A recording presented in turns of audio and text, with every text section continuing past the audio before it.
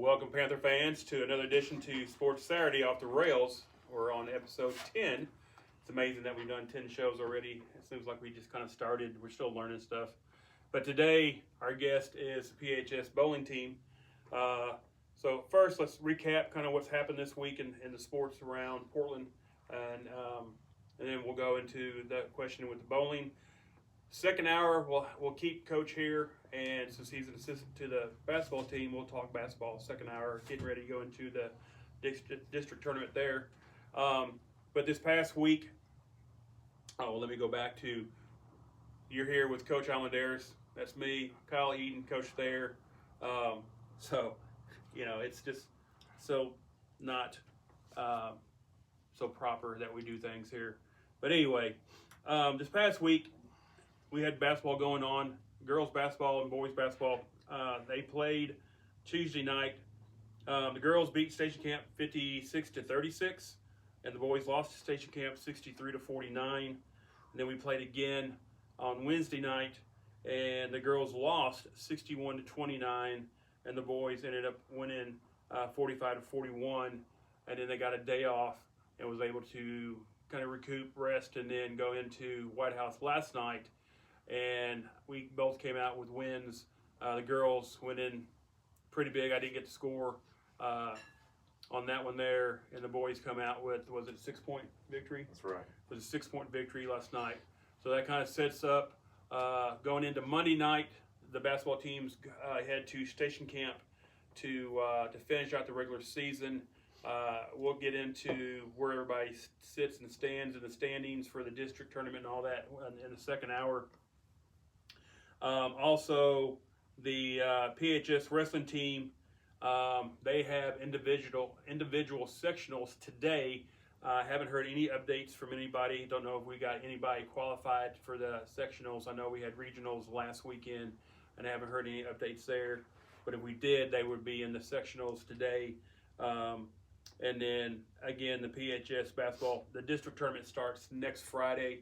Is the playing games Thursday? Yeah, we'll be playing. Thursday for the girls. Thursday for the girls. Yeah. And then the tournament starts. The entire tournament, everything's going to be played at PHS. Mm-hmm. And so if you wanted to come out and watch basketball all weekend and then throughout, is it all weekend or does it have to go through the week? It'll be that weekend. And then that weekend and the week. We'll kind of go a little and you can come out and watch, whatever team you want to watch, or hopefully you can watch your Panthers go all the way to the finals there and win that and everything. But today, again, like I said, we have Coach Alex Meadows with the PHS bowling team. We also have Nate Bowen, Dalton Simmons, and Josh Kent as our three bowlers we have today. And we want to talk about the upcoming season. And then, again, we'll get into kind of where they practice, how it all goes, how it all fits, and then, where it goes from there with these guys. But I want to tell y'all, welcome. What we want to do here is we want to sit there and get a voice for people who are listening. We want to get a voice to the name. So you're going to tell me your name, your grade, and then we'll just move on. We'll just go this way and everything. So then that way we can tell you got to speak up louder or what. I'm Joshua Kent, and I'm a junior. I'm Dalton Simmons, and I'm also a junior. I'm Nathan Bowen, and I'm also a junior. And we have Coach Meadows here, who is multiple coach, assistant coach, head coach to a lot of teams here. So we'll start with you, Coach. Tell us a little bit on how long have you been coaching bowling, and how did you get into coaching bowling?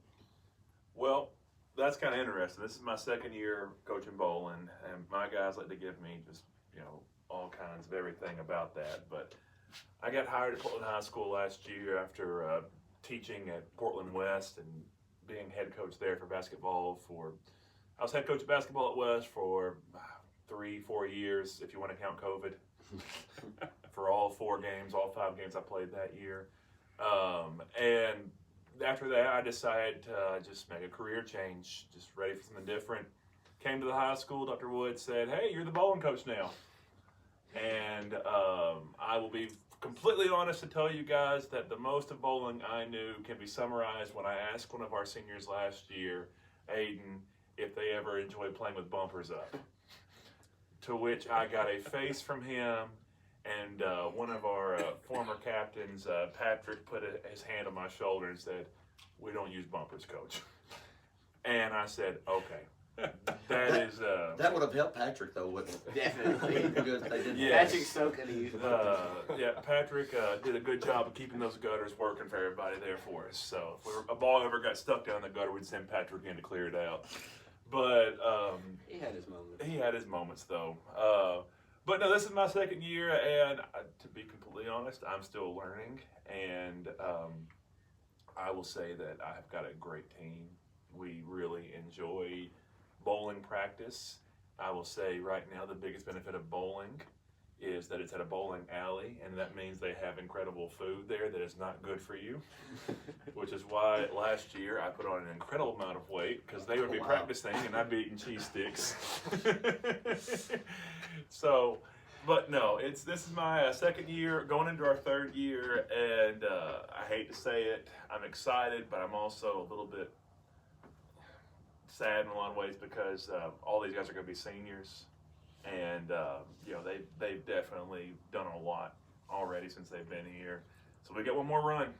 And the district is looking very open for us next year. I will say that. Talking about the district, what district are y'all in, or what district are we in, and then who's in our district? It's kind of jumbled a little bit, but it's all Sumner County teams. You have White House, who is the defending champions this year. They have a great program over there, but they were very senior-led.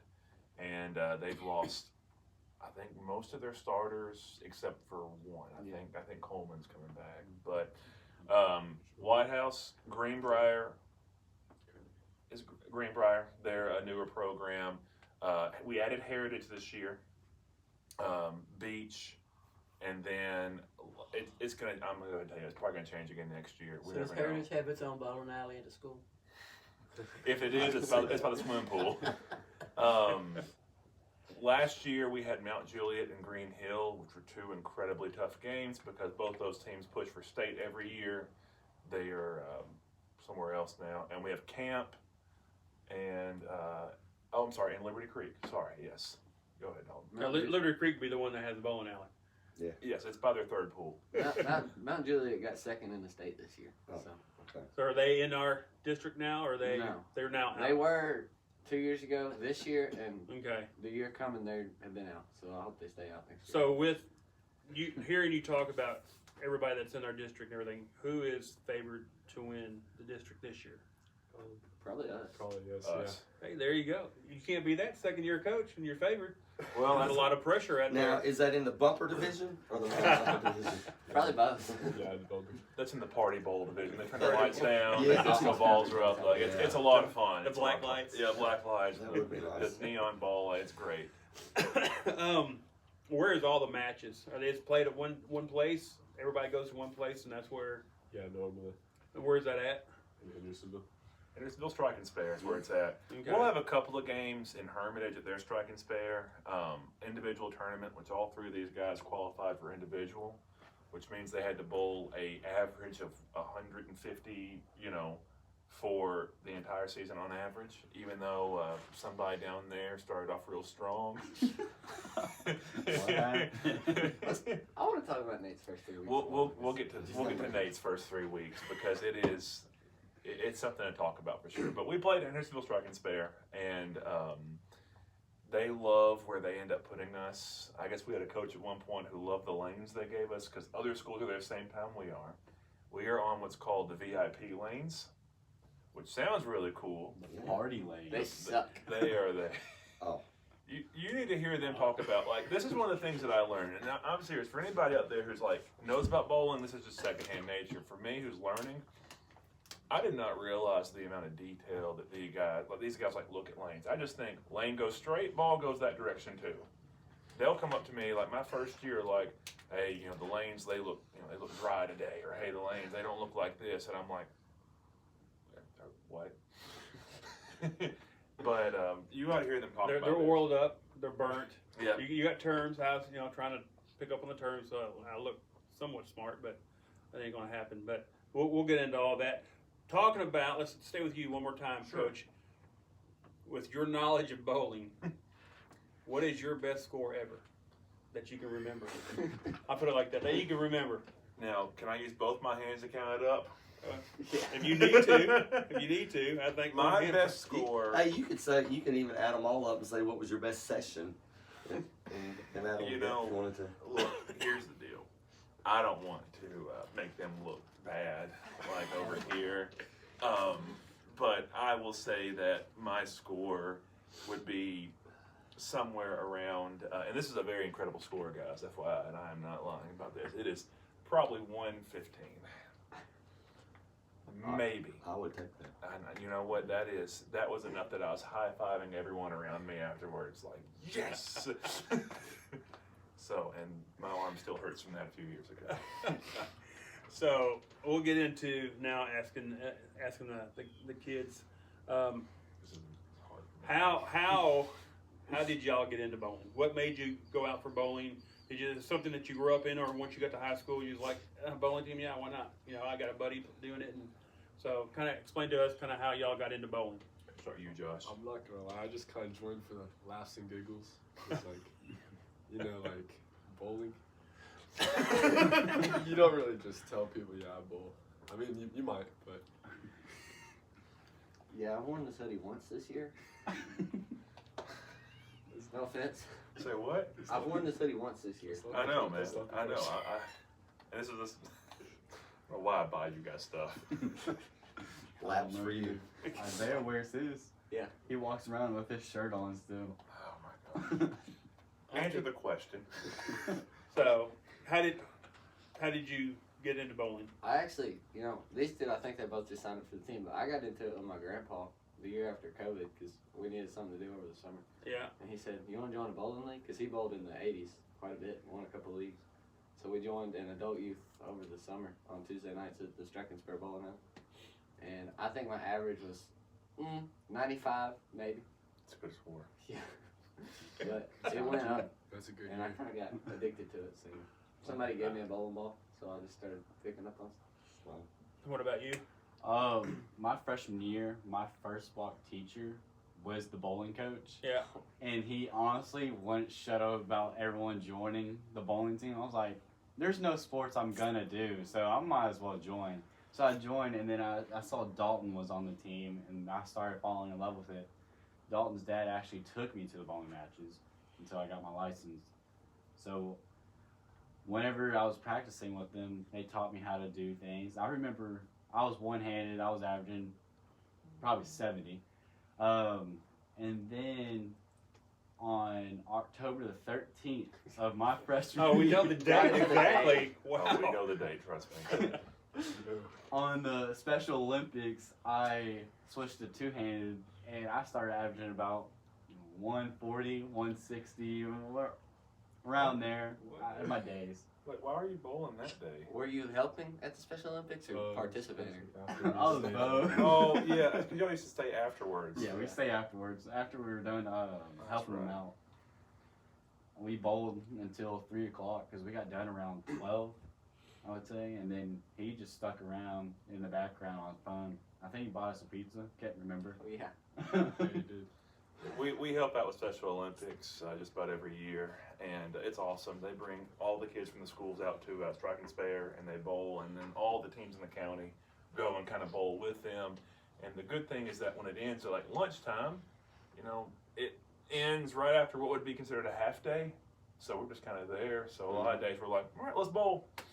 And I came in one day, I had like a meeting or two that morning, and it was, I think, 2 years ago. And they're all sitting there, everybody's going, but there's 5 of my guys just sitting up there just having a bowling match. I'm like, all right. That's cool.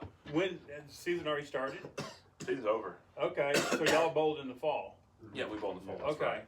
We'll pick back up again late August, early September. And then once the season starts going, you know, 2 games or 3 games a week, I feel like it flies by. It does. It really does. Because once season begins, bowling's one of the only sports I know that when the season begins, there is no practice.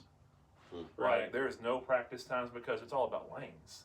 So, you know, unless we have a, you know, somewhere else we go and bowl, I mean, Dalton and Nate and Josh and some of the other guys, I know they might go somewhere else, like with some fun, just to bowl every now and then. Y'all mentioned, I think last year, some of y'all went to up in Bowling Green somewhere, just for fun. But when the season starts, if you play, let's say you play on Monday or you play on Thursday, like that's it for the whole week. So you got 2 or 3 games each week Mm-hmm. or matches each week, Pretty enough to much. where you don't need to bowl anything else because it's everything leading up to it. I guess is your practice time there. Pretty much. So, guys, if you can remember, can you all remember what your first score was when you bowled? First one in a match, Nate. What was your first score in a match? No, that wasn't my first match, but I did bowl a 70 during a match. You bowled 70 on I got benched instantly. 70. 70s are lows for those that don't know that. It's a very low score. I think it was like 3 matches before you went back in. Oh yeah, Josh had the same situation. I think his was worse, honestly. I think Deflecting. I think it was in like the 50s or 60s. That was last Wow. year. That was last. That was Yeah, last last year. year when we should Yep. have been better. Yeah, that was a 55, Josh. I remember that. All right. 55. I mean, it's whatever. Hey, but again, that was last year, and then he came in this season and bowled all the way up to the 150 average. So, I mean, that's a lot of progress. Yeah. So what is the best score that y'all have had? All right, we can We save got- Nate for last. We got Yeah. saved it for last here. My highest score ever is a 237. Mine's a 276. And then mine's a 298. So, Come on. We got okay. I So have this on video, and it was against Beach. And for the record, we lost that game. I want everybody to know that we lost that game to Beach, even though we had it. So, I got my points. Nate was about to get a perfect game, and it was the final shot. Third ball, 10th frame. Mm-hmm. Had 11 Yeah. strikes in a row. Couldn't handle the It- pressure. Yeah, it got to me. Somebody bowled on the other side. Don't even. Yeah, Don't I'm even. kidding. I'm not kidding. You No got- excuses. I had to break out the helmet because you choked so hard on that one. All right, so. Wow. there was kids on the other lane. He bowled as soon as I was going up. Kind of messed me up. Okay, he I'll was show like y'all the video. I have he the was like video 50 feet still. though. But he bowled a 298. I'm still proud of him. That was great. But after he hit 298, I think Nate for the next 3 games said, "I'm good." Yeah, his, What was your next score? What's the next his score? next ball is a gutter ball. I know that. Yes, I the did- first no. frame. I bowled a 237. I think the next game. Yeah, but it was started with a gutter ball. And then Nate went on So good vacation, recovery. and after that, we had to reset a little bit, and we were getting above 160 a game. No, So- I couldn't get away from bowling. My resort had a bowling alley. The resort My next resort. to us had a bowling. You talking about when you went on vacation? Yeah, That's crazy. it had a bowling theme, and then I think I couldn't get away from bowling at all. It was a work trip. Would you consider bowling a psychological sport? Yeah. For some of y'all, I mean, I'm talking to y'all.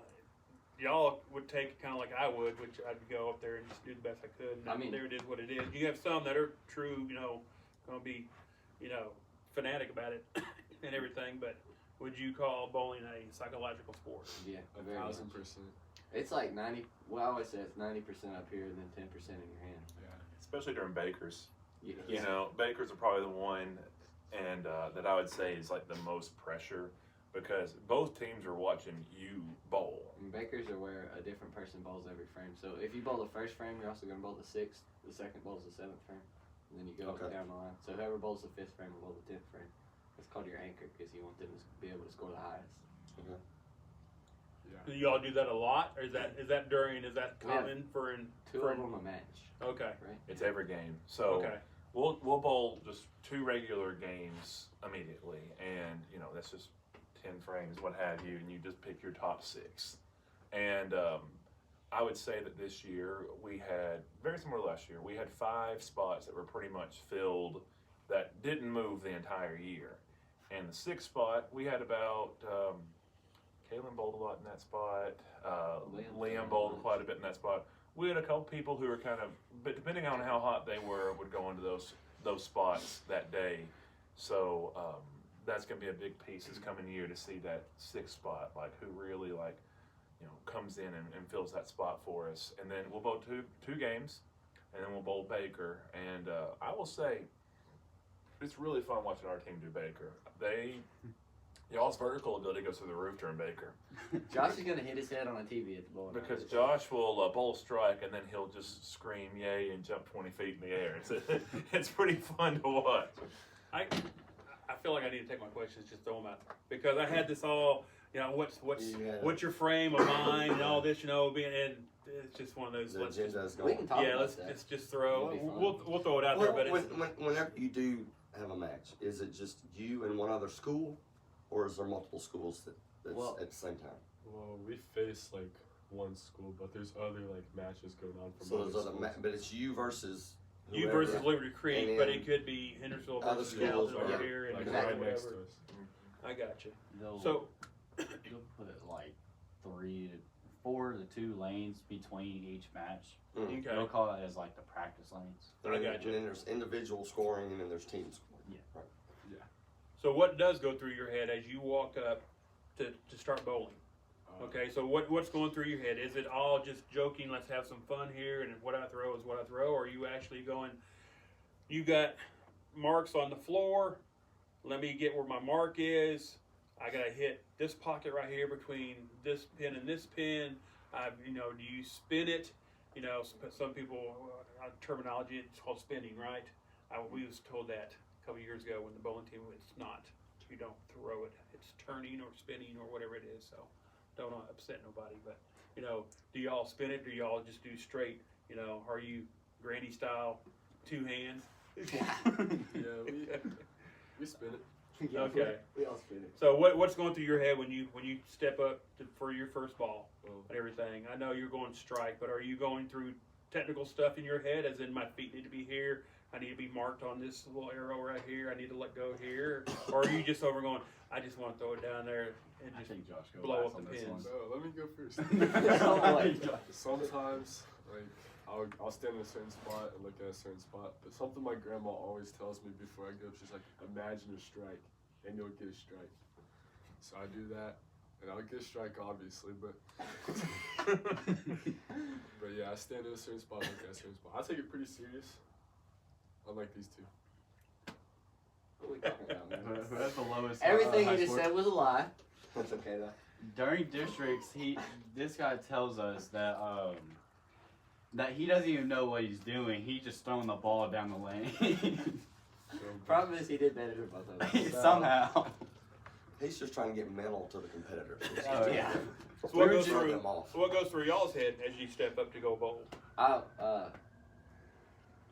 It's kind of, there's a lot of things that go into one shot, but you got where you stand. You can use the dots on the floor, and then you can either look at the dots that are right on the lane or look at the arrows. So what you do is, as you develop your bowling style, you kind of pick out a starting spot that you always start with, to where you can visualize what's happening on the lanes, and then Yeah. you'll adjust to that. And the entire game, you're making micro adjustments because the lanes change throughout the whole game. Especially when you've got a lot of people bowling in the same spot on the lane as you. So you're the first bowler. You got fresh oil on the lane. Yeah. But if you're 4 hours in, It'll they be- don't re-oil the lanes. You'll be So way now different. you're going to be sitting there and you don't have the.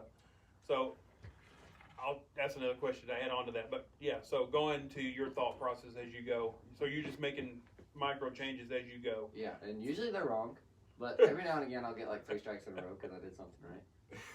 But, What about you? What goes through your head? Honestly, whenever I'm up there, it feels weird bowling your first shot. Like it just don't feel right. It's off. That's true. Everything just seems zoomed out to me.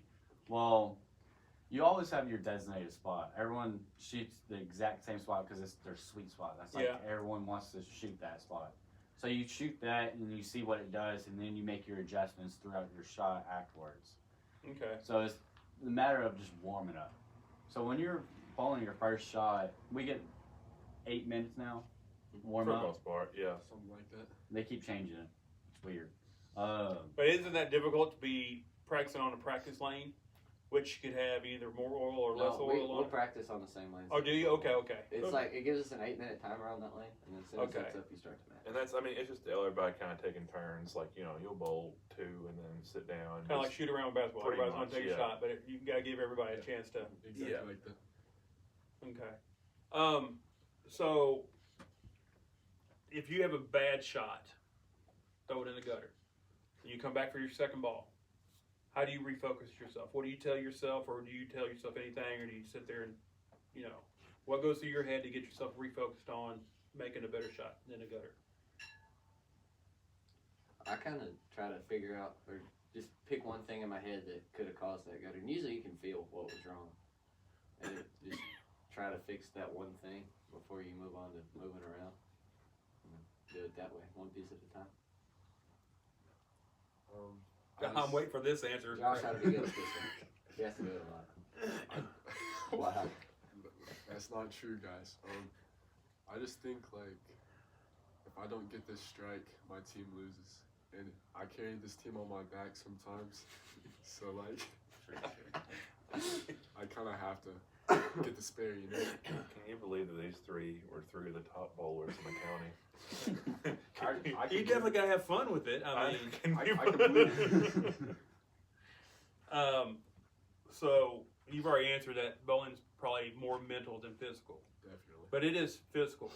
Do y'all wear all the stuff to where you got the brace on your wrist to keep your wrist straight or anything like that? Or No, we're not Patrick. If you wear that, you're just a wuss and you just need to work Okay, out. even Honestly. Well, actually, you you know just what? need to work out. Thank you, Nate. You're welcome. that is my thought about that. I've always expressed that. I do not like when people wear the arm brace. It's like, what are you doing? Shout out everybody. It works Shout out out everybody for had surgery before. My bad. Watch out. for Everybody Nate. who's got wrist problems, back problems, anything that requires that to where they can have a halfway decent time bowling. All right, Shout then. out to If for no reason, if you wear one. I don't Yeah, see if that you- many people have a lot of accessories when they bowl. No. Okay. If we you're don't really young see and you're that. wearing it, it's kind of Yeah. unless there's an injury or some a previous injury or something like that. What kind of injuries do you get from bowling? That you've seen. Maybe you haven't had an injury, but what kind of Let's injuries talk do you about- see? How many injuries did Patrick get? He got like 3 or 4. 3? Not what I he was got one here. every He year, got the and then had to Messed leave up half rotator the cuff. He season. hurt his elbow. Some with He his sprained shoulders. something in his wrist. He did everything. All I can remember is y'all were like middling, and then he got injured and y'all went on a run. That's all I Yeah, it remember. was I remember. He was the Kinda sacrifice we needed to have. Yeah. And we made I'll sure be he here, understood Jay. that. I actually took Patrick's spot when he got injured. Patrick. I bought a 70. My freshman year. So how do y'all handle the pressure if it comes down to one shot? Okay, either in the Baker stuff, or if you're the last bowler and everything, and you need the spare, or you need the strike, or you need to have at least 4 pins, and you're going to win it for the team or win it for yourself or whatever. How do you handle that pressure? What are you telling yourself when you go up there for that shot? So that's what happens a lot to the anchor in the Baker matches, because Right. especially if it's borderline gonna be win or gonna lose. And that's why he's there. Yeah. So if you're that guy, If What- it's what- the last Baker match and you're the anchor, and y'all are, if you strike you win, if you don't Yeah. strike you lose. I don't think there's any more pressure you can feel in the sport of bowling. right? But I try to tell myself that all the pressure I can feel in the world, I'm still just throwing a shot, and it just so happens to be the shot that's going to determine the thing. So I Have just y'all try to been tell in that myself- position to where Right. you're the last guy and you got to have so many pins? So are you going up there thinking I got to have a strike? Or are you coach is over going, hey, all we got to have is 4 pins, and you're going, okay, I just got to get me 5 pins and we're good. Okay, are you over going, I'm throwing the strike and everything? Because it's kind of like with baseball, it's bottom of the ninth, 2 outs, I'm up at full count. That's now you're bowling. It's the same thing. Okay, you got to have that shot. You got to have 6, 7 pins in there to win it and everything. And so, what is your thought process in that? I normally just let the pressure get to me. If he says 4 pins, I can hit that easily, so I just throw a shot. Honestly, See, once you start getting better at bowling, it's honestly easier to throw it strike than it is to not hit. It's easier for you to know what to do to hit the head pin than not. That's what I'm saying. That's true. well, honestly, sometimes Our spare games suck. Our sometimes spares are so bad. no, actually, I hit some very good splits. Some. this season. Some. Maybe like 2. What makes a good teammate? Us 3. Yeah. Making not worrying about people's feelings and just beating them up the entire game and making fun of them. Yeah, I'd say that. honestly, On an all boys team minus Kalen, that's pretty much what makes a good Shout out team. Kalen. Shout out Kalen. we're really friendly with all the other teams. Yeah. It's like just a bunch of friends. Just Yeah, focus honestly, on Yeah, that. we're pretty much party at the bowling alley every match. not White gonna House lie. Heritage coach came to me and she was like, "We love playing Portland so much," and I mean, we beat them both times. But like, the funny part is like, no, I want y'all to know, like, these guys are goofy, but like when it comes time like to play, like they're serious. It's just they'll laugh, like, you know, maybe Nate will throw a strike and then, you know, Dalton will like hit, you know, a gutter or something like that, and then you'll hear him go like, "Nice job," you know, and it's that kind of friendly banter. But like White House Heritage, they were a brand new team, brand new program into our district this year, and we actually had a lot of fun with them. I will tell you, rival-wise, I mean, White House is a big opponent for us, but Beach and us had 2 really good games this year. I would say that was something really to see, and I don't know what they're going to bring back this year, but during that game, there wasn't as much joking going around, I don't think. No, it was dead quiet. That was a game where I saw them lock in more than I've ever seen them before. So there is a serious side to y'all. Yeah, dude. Yeah. Oh yeah, it is. Kind of, but like, if I'm on a streak like the 298, I wasn't talking at all. Everybody was around. Honestly, I went to that match with a headache and I was hungry as crap. I wanted him to get me food. I'm not buying food. He wanted to get me food. I was like, dang. So I just sat on the couch.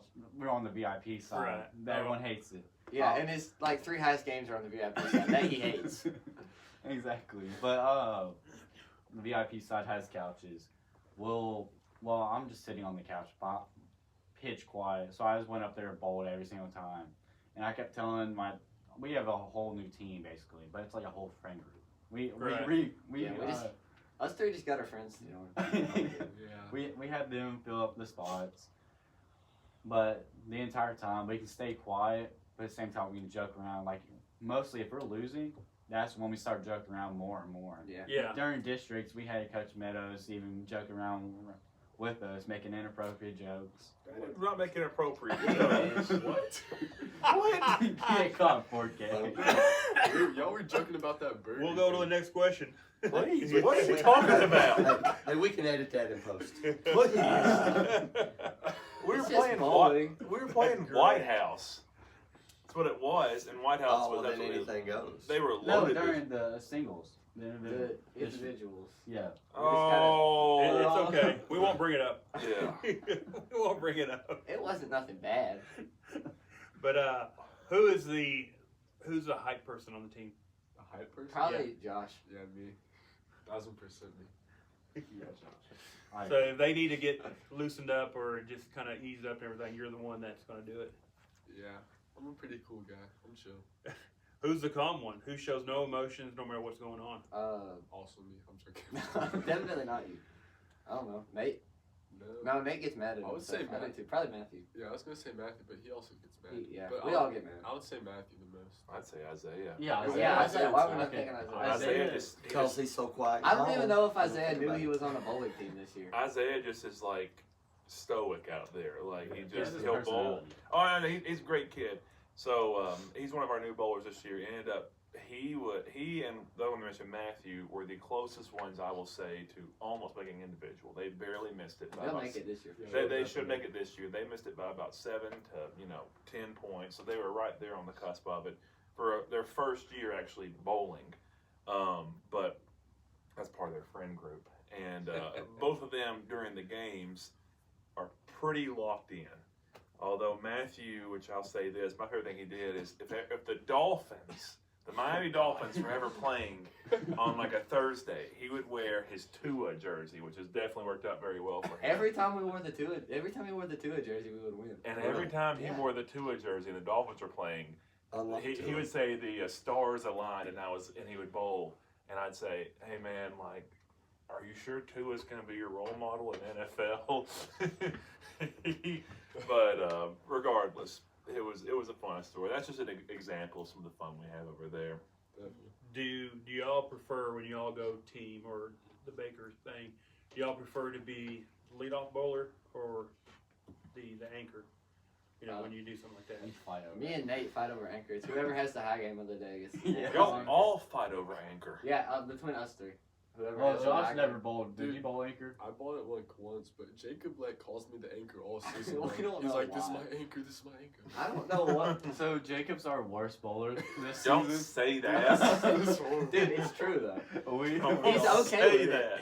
Don't say that. Yeah, He's he- okay with it. He's all right. Good kind of guy. What's the Well, what's he's y'all? got room for improvement. Just say that. Exactly. Yeah, there you as a go. senior in high school, he's got room for improvement on the high Oh, school level. well. We're not media trained, obviously.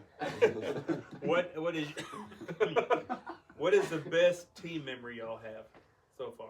Average wise, Nate. What? Team I've memory, had memory, memory. Oh, memory? I thought you said memory. Yeah. Oh, Oh, Aiden? No, Michael. I wasn't here memory. for this one. Well, that's freshman year. Um, I saw Michael the other day. You're fine. If it was freshman year, that's freshman year. What was that thing? Probably being on air and the famous statement of Patrick saying at the end of the That's the radio Yeah. show? Well, what was the thing? Okay. at the end of the day we're all just playing with balls. Yes. Ironically, I want you to know this. The day he said that, I was on air next for middle school basketball. That's correct. You're right. And my sister-in-law, Taylor, texted me. And she said, "Did the bowling team just say that on air?" And I was in the lobby. I didn't even know I was leaving West at that point or going to be the bowling coach next. And I remember now just being in the lobby and then hearing Patrick saying the phrase. What's bad is it was said before, and then I allowed him to do it again the next year. It's just, he's in the back of our head right now just channeling that statement somewhere, isn't it? What is Those were fun times. From this year, what was y'all's favorite time from this year? I don't I know. know I'm not the interviewer, but I kind No, you're good. Because the next one, not the next question, but I got a couple questions down. Is what's the funniest memory you've had? So Oh, something that did somebody trip over the line, and go sliding down the I lane? hit Josh in the leg with a bowling ball. Oh yeah, I remember. Wow, that's There was that shot that Jacob did this year where I think the ball flew 30 straight feet ahead and it landed so hard it sounded like a thunder shock going like through the end. It was like, he just bounced it down. no, he down the didn't. lane. He just like threw it. I don't know how it stayed in the right lane. And it's like everybody's bowling and I just leaned over and I heard a he's like, it worked. Knocked down 4 pins. I think he bowled 2 strikes the entire season. Actually, that might be right. I don't know. This year was just, it was the most fun I've had bowling because Definitely. This So it's like the whole it year's was our our whole life. friend group, so we were all joking around the entire time. What was the toughest loss y'all had? beach. Yeah, definitely Beach. beach. Is that I the still 298 yeah, game? I I still think we curse lost off by of it. like. We lost like the second what? time we played beach. That was the first time we played beach. The second time we lost by 8 pins in total pins. Yeah. And total pins is everybody Everything score, counts. plus everybody All score, the pins. plus totals, plus Bakers, plus Bakers.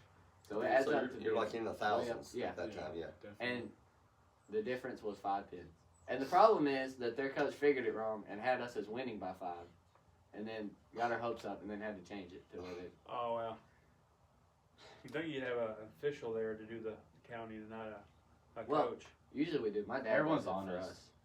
Yeah, I use a program we have now that kind of helps me keep up with it. But I'll tell you one of my favorite memories, they mentioned Mount Juliet already, and they had a tremendous team this year, and they're going to have one again. They've got a middle school program. Like, they're big about bowling in Mount Juliet in that scenario. But we played Mount Juliet, and the head coach of Mount Juliet, I graduated high school with, his Michael Cope. He called me up and he's like, "Hey, do you guys want to do a game this year? And then we'll go over to them next year." And I said, I knew how good they were, and I knew how good we can be. And I'm like, Coach Ferguson always said the same thing that Kington always says, and it's like, you don't know how good you are until you play good opponents. So we schedule them, and they beat us. But the first game, they still won.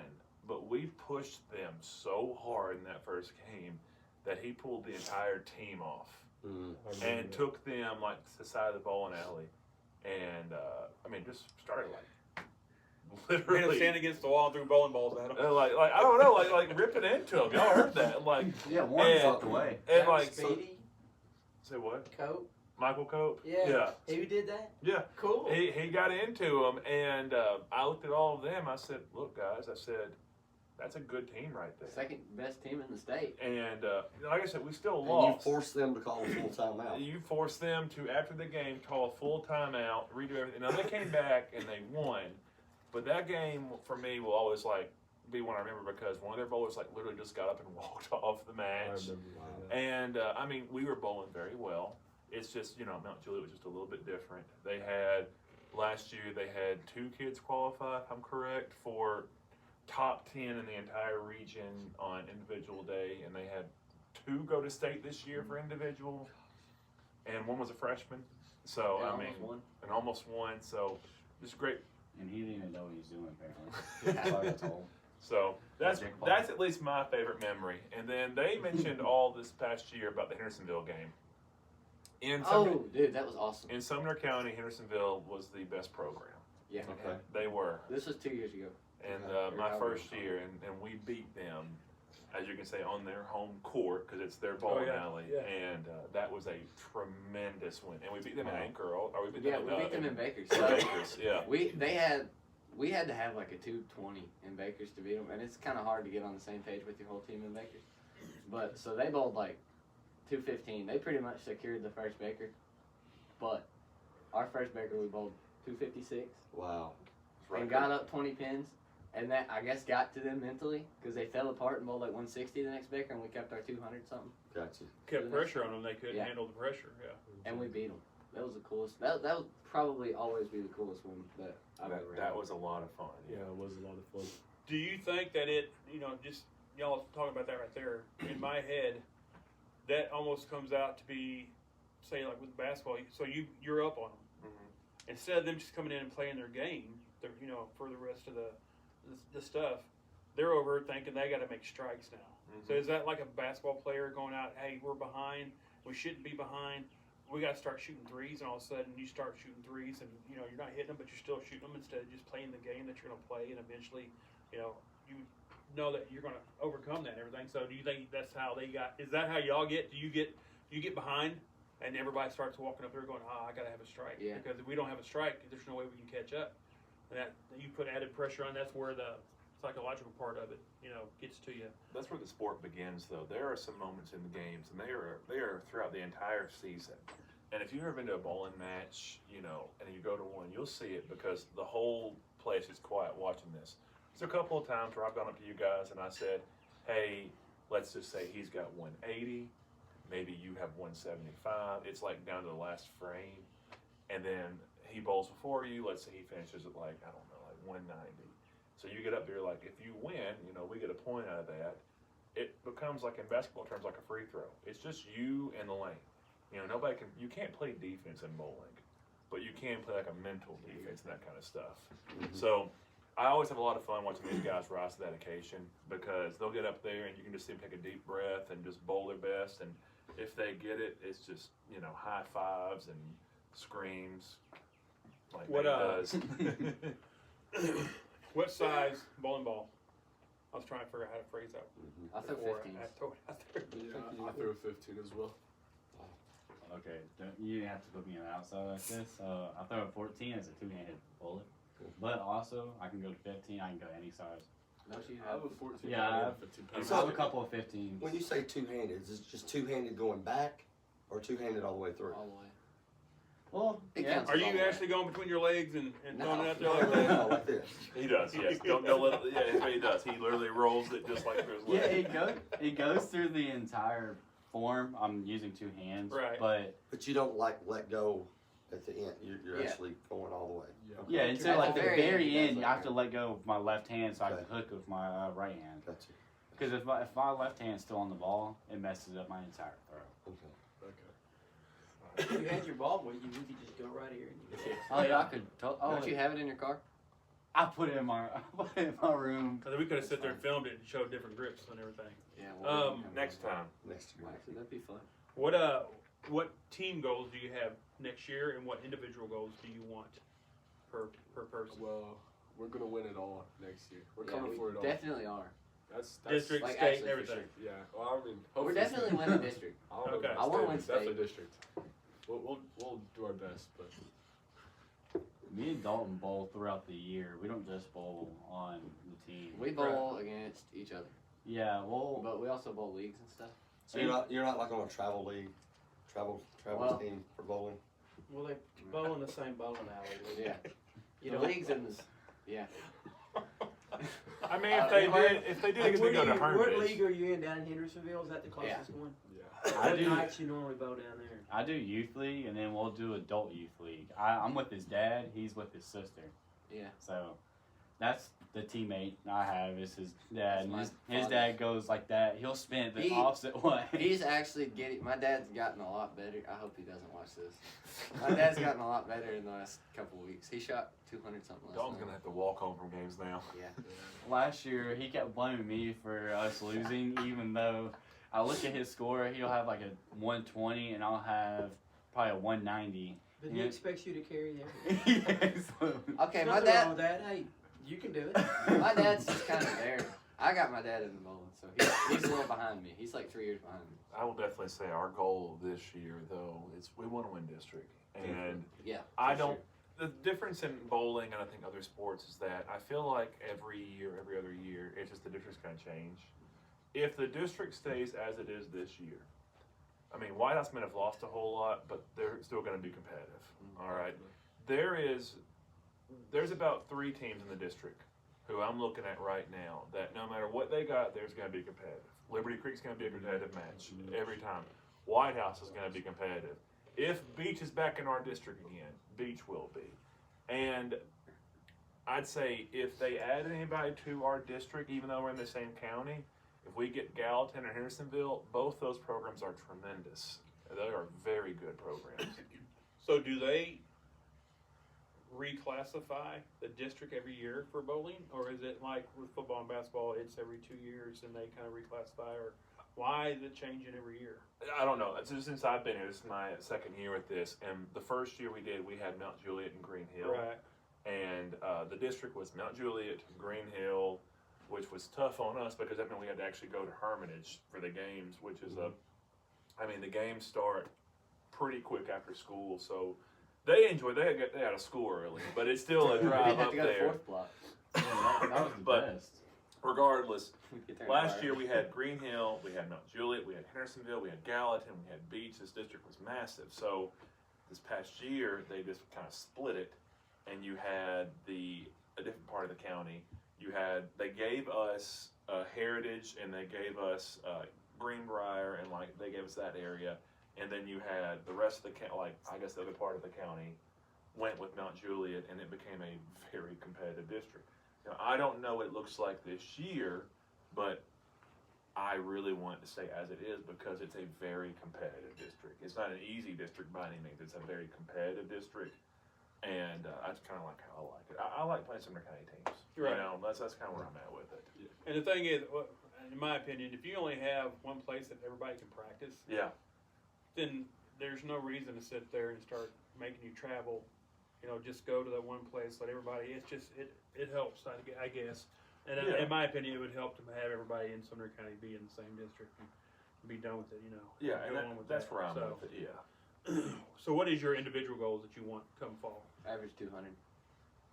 I'm already there, so. Buddy, your season average was not 200. It was 199.5. Mine so was let's 190 round that up. Mine was 197.9 because he averaged 1 pin higher than me. So I just got to beat him this year. That's We're gonna it. get humbled this year. 300. My goal is just to do better. Thank you, Josh. To not hit your head on the TV after a strike. Well, that's That actually, is that's his actually goal. one of my goals. It's to hit his That's a head. goal of his. He He wants jumps up to. trying to I'm hit like- the TV. I'm like an inch or two away. Yeah. What is who takes the longest to get ready? As in, I know you grab the ball and you get the towel and you wipe off the usually it's wall. me. Probably You Nate's. got little things you got to get your body right We're and like- feel right and yeah. everything. So who takes the longest It's to get like ready to up throw there a for shot? a good 2 minutes. 2 minutes in the practice. Nate's like Still get ready. Eating cheese fries. eating cheese fries. Like, oh, it's my turn. Has to put his shoes on. Cheese fries and pizza, getting his ball ready, walking over there. I do everything last minute. So as soon as we get there, I'll just sit around. Walks up to the line, gets in his position, about to bowl, and a cat sneezes outside, and he has to reset because it bothered him. So do you wear your own shoes or you use lane shoes? We We use got our ours. own shoes. Some of the It's guys cheaper. borrow house ones though. We have a whole new team this year. We actually, all of us but one, have our own shoes now. So, Well, She's Caleb- getting hers. Oh yeah, that's right. yeah, she got a ball. Jacob. She got a ball. All right. Speaking of, how many girls do you have on the team? One. Or how many? You had one this year. Do you Yeah. think you'll have She's more our next Lily. year, or don't Yeah. know yet? Last year we had like 3 or 4. But Yeah. This year we only had one. We got one this year. Yeah. She and she's funny. She So probably I mean, bowled. Yeah, she's cool. She bowled in more than 50% of the matches. she will end She was up. good. She became our starter the entire season, our sixth person, and there were a couple matches that she bowled a 130, and she very well. If she bowls as good as she did this last year, she'll qualify for girls individual, which is 120, 125, excuse me. She will qualify for girls individual, and I think she'll compete a little bit. She got her own ball now. She's been practicing. Our only complaint with Kaylin, she's a senior. I need her to jump down a few classes so we keep her a little bit longer because she's starting to hit her stride now, which is fine. I'm glad to have her. So this year will be big on recruiting because as soon as that season ends, I lose the entire team. Yeah, we're 100% juniors this year, so we'll be 100% seniors if we don't, recruit. Yeah. It's So bad. the pressure's on. No, the pressure's on you. That's what I'm saying. Pressure's gotta on. do- Yeah, we I gotta gotta do- You put a whole got such team. great role models. I'm sure they're lining up now. Oh, Anxious no. to join. Honestly, our friend group is well known. We're well known around the school. We all Yeah. So a lot of us were friends with people, but the only problem is no one still wants to do bowling. Yeah. Everyone makes fun of it. Like, People bowling, just get it's embarrassed fun. about I don't get making fun of bowling though. That Yeah, that makes no Making sense. fun of getting to leave school an hour early and Yeah. going to eat cheese But fries. it's I'll never making understand fun it. of something that's fun to do. Bowling's Yeah. fun. That's the thing. You know what I mean? It's a fun deal. It's why would you make fun of it? I don't For get sure. it. And I will say my side of that, the hardest thing for recruiting that they don't see, but they understand it, whether they know it or not, is that you can't bowl around here. Yeah. And for freshmen and sophomores, that's a hard thing because that requires parents or them to know Yeah. somebody older to take them. Yeah. Because the only option you have is to go to Hendersonville. Now, there for years we had Gallatin at Holden or Yeah. Oh, yeah. Holder. We had that also, and that might have been an easier option for some people. But when it comes to recruiting freshmen, I've got to say, hey, I'm glad you want to be a part of this, but I can't take you. You know, I can't have that legal responsibility. But you got to get twice to sometimes 3 times a week to Hendersonville, and that's tough. You know, and there might be there's freshmen in the school I know and sophomores who are probably interested, but like, hey, my parents don't get off in time or whatever, and so Well, I get that. yeah. Honestly, some of us are not. We don't mind taking. them. Yeah, let's buy a van. Alright, man. Dalton. That's Can you what, dude, imagine? the year before we got there, the year before we joined, that's what they had was a van. Really? Yeah. Well, there's churches all over town that's got vans. Yeah. Maybe. But you got to rent them, Yeah. and then you got to have insurance. Well, for 'em. maybe a church I know, member so that you- doesn't have a full-time I'm not job driving being you a guys, volunteer. man. Insurance is through the roof for Well, that. yeah. Do y'all have Expensive. do y'all have any superstitions that y'all go through? Like you've got to have something in your pocket, or it's got to be in the left pocket, or you know. Keelan's got any cotton candy. Yeah, Kaylin has to have cotton candy. He's got to have cheese fries and pizza. I gotta have my That's bracelet the on. first round. Got to have a bracelet on. Yeah, I gotta always have my bracelet on. I don't take it off. I think one of my things is I like one of my family members being there. So like, I'll like always look back in the crowd. I'm like, is my grandma here? Is my dad here? Yep. Yeah. Yeah. Like, Oh, wait. I want to put on a show for them. I do have my one thing. I had to ask Coach Meadows when his first year.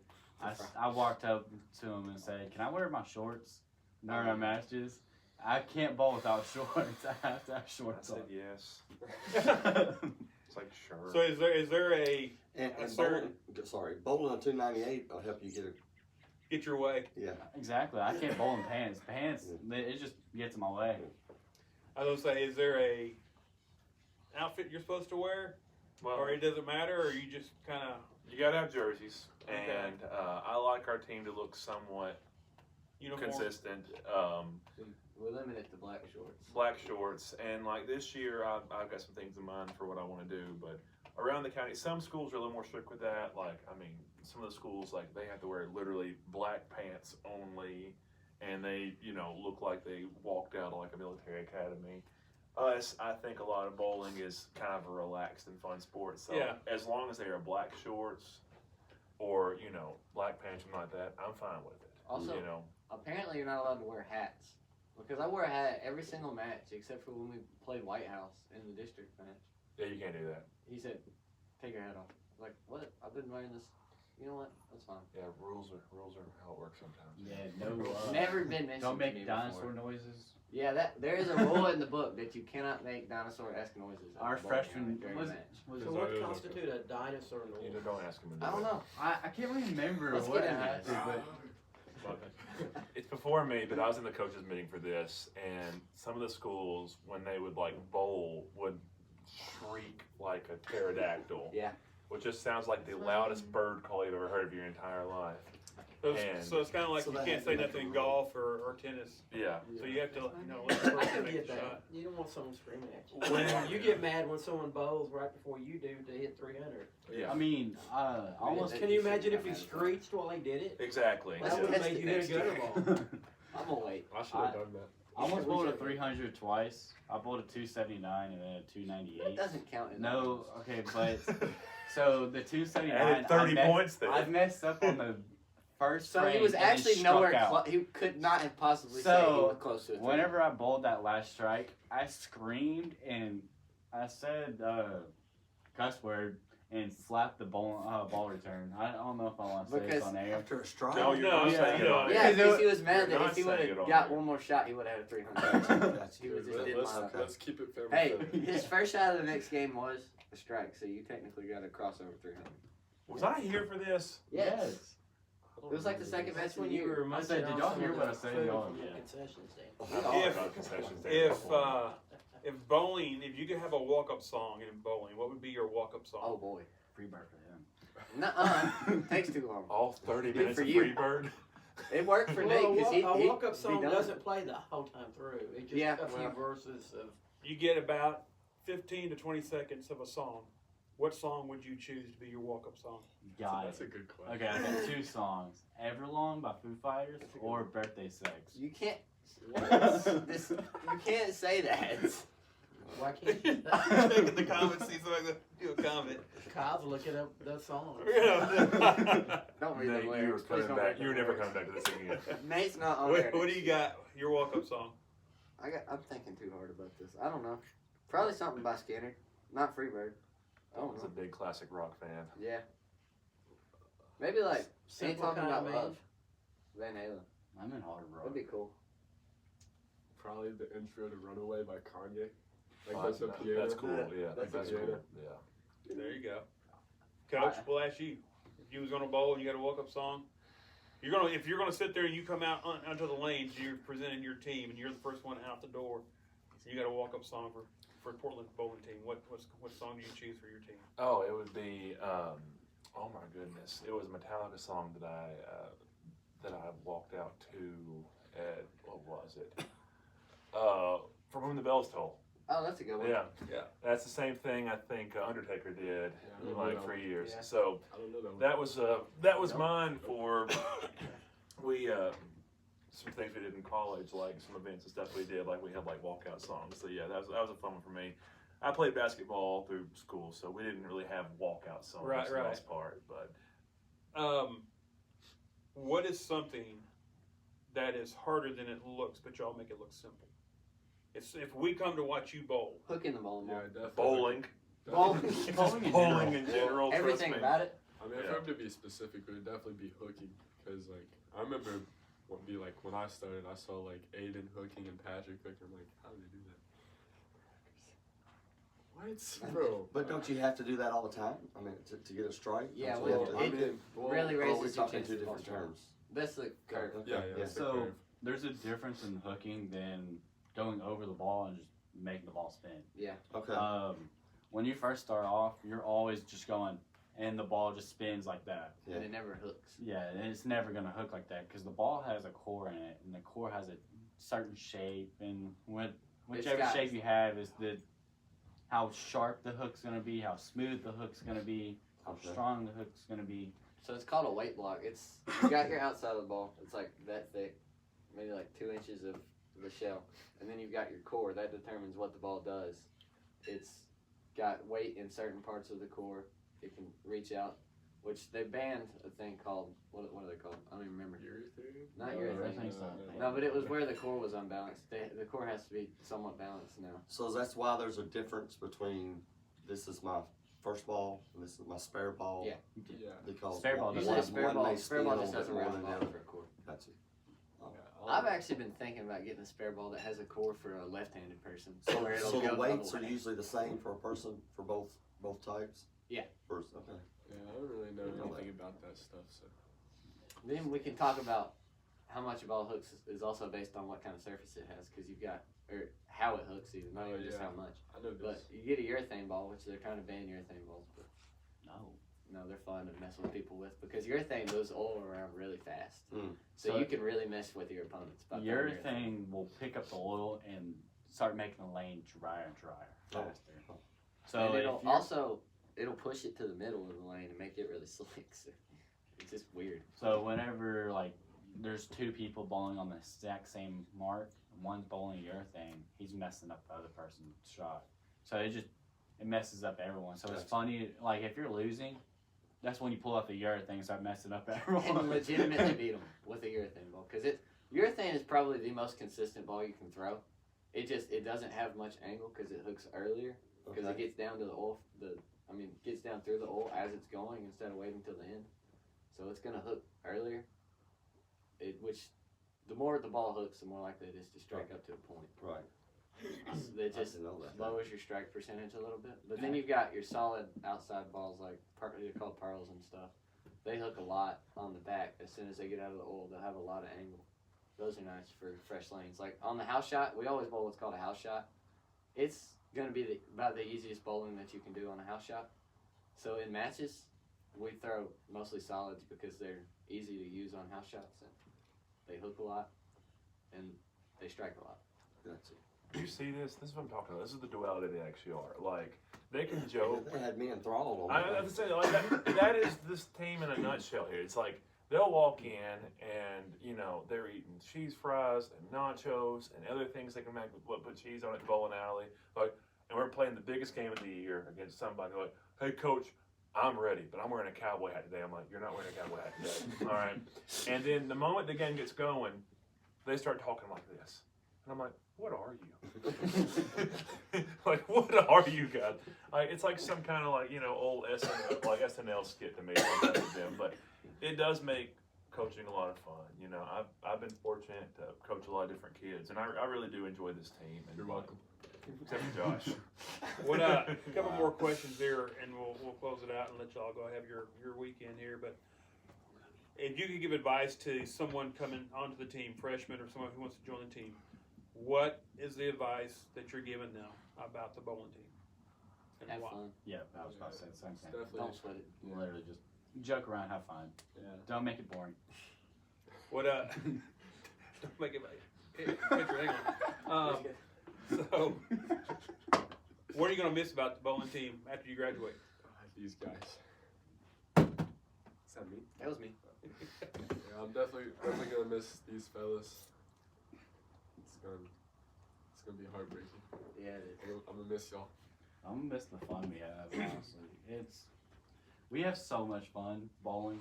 We get to leave school early. Yeah. Screw all the haters. It just I can't bring Nate back on the air. it's just like He's all right. it just feels like we're like a bunch of little kids again, just throwing balls down the lane. Maybe we should use bumpers this year. So here we go. Let's Be go. fun. One word.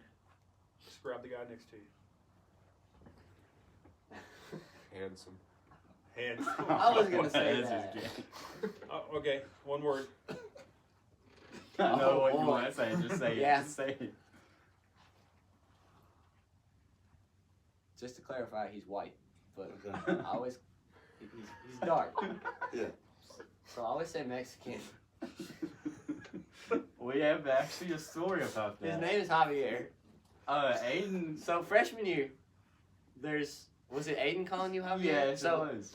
the captain at the time, you remember Aiden, Aiden Vandervon, whatever. Yep. He just called Nate Javier because he's got a darker skin tone and the face shape to where he does kind of look Hispanic. I don't see it, but anyway.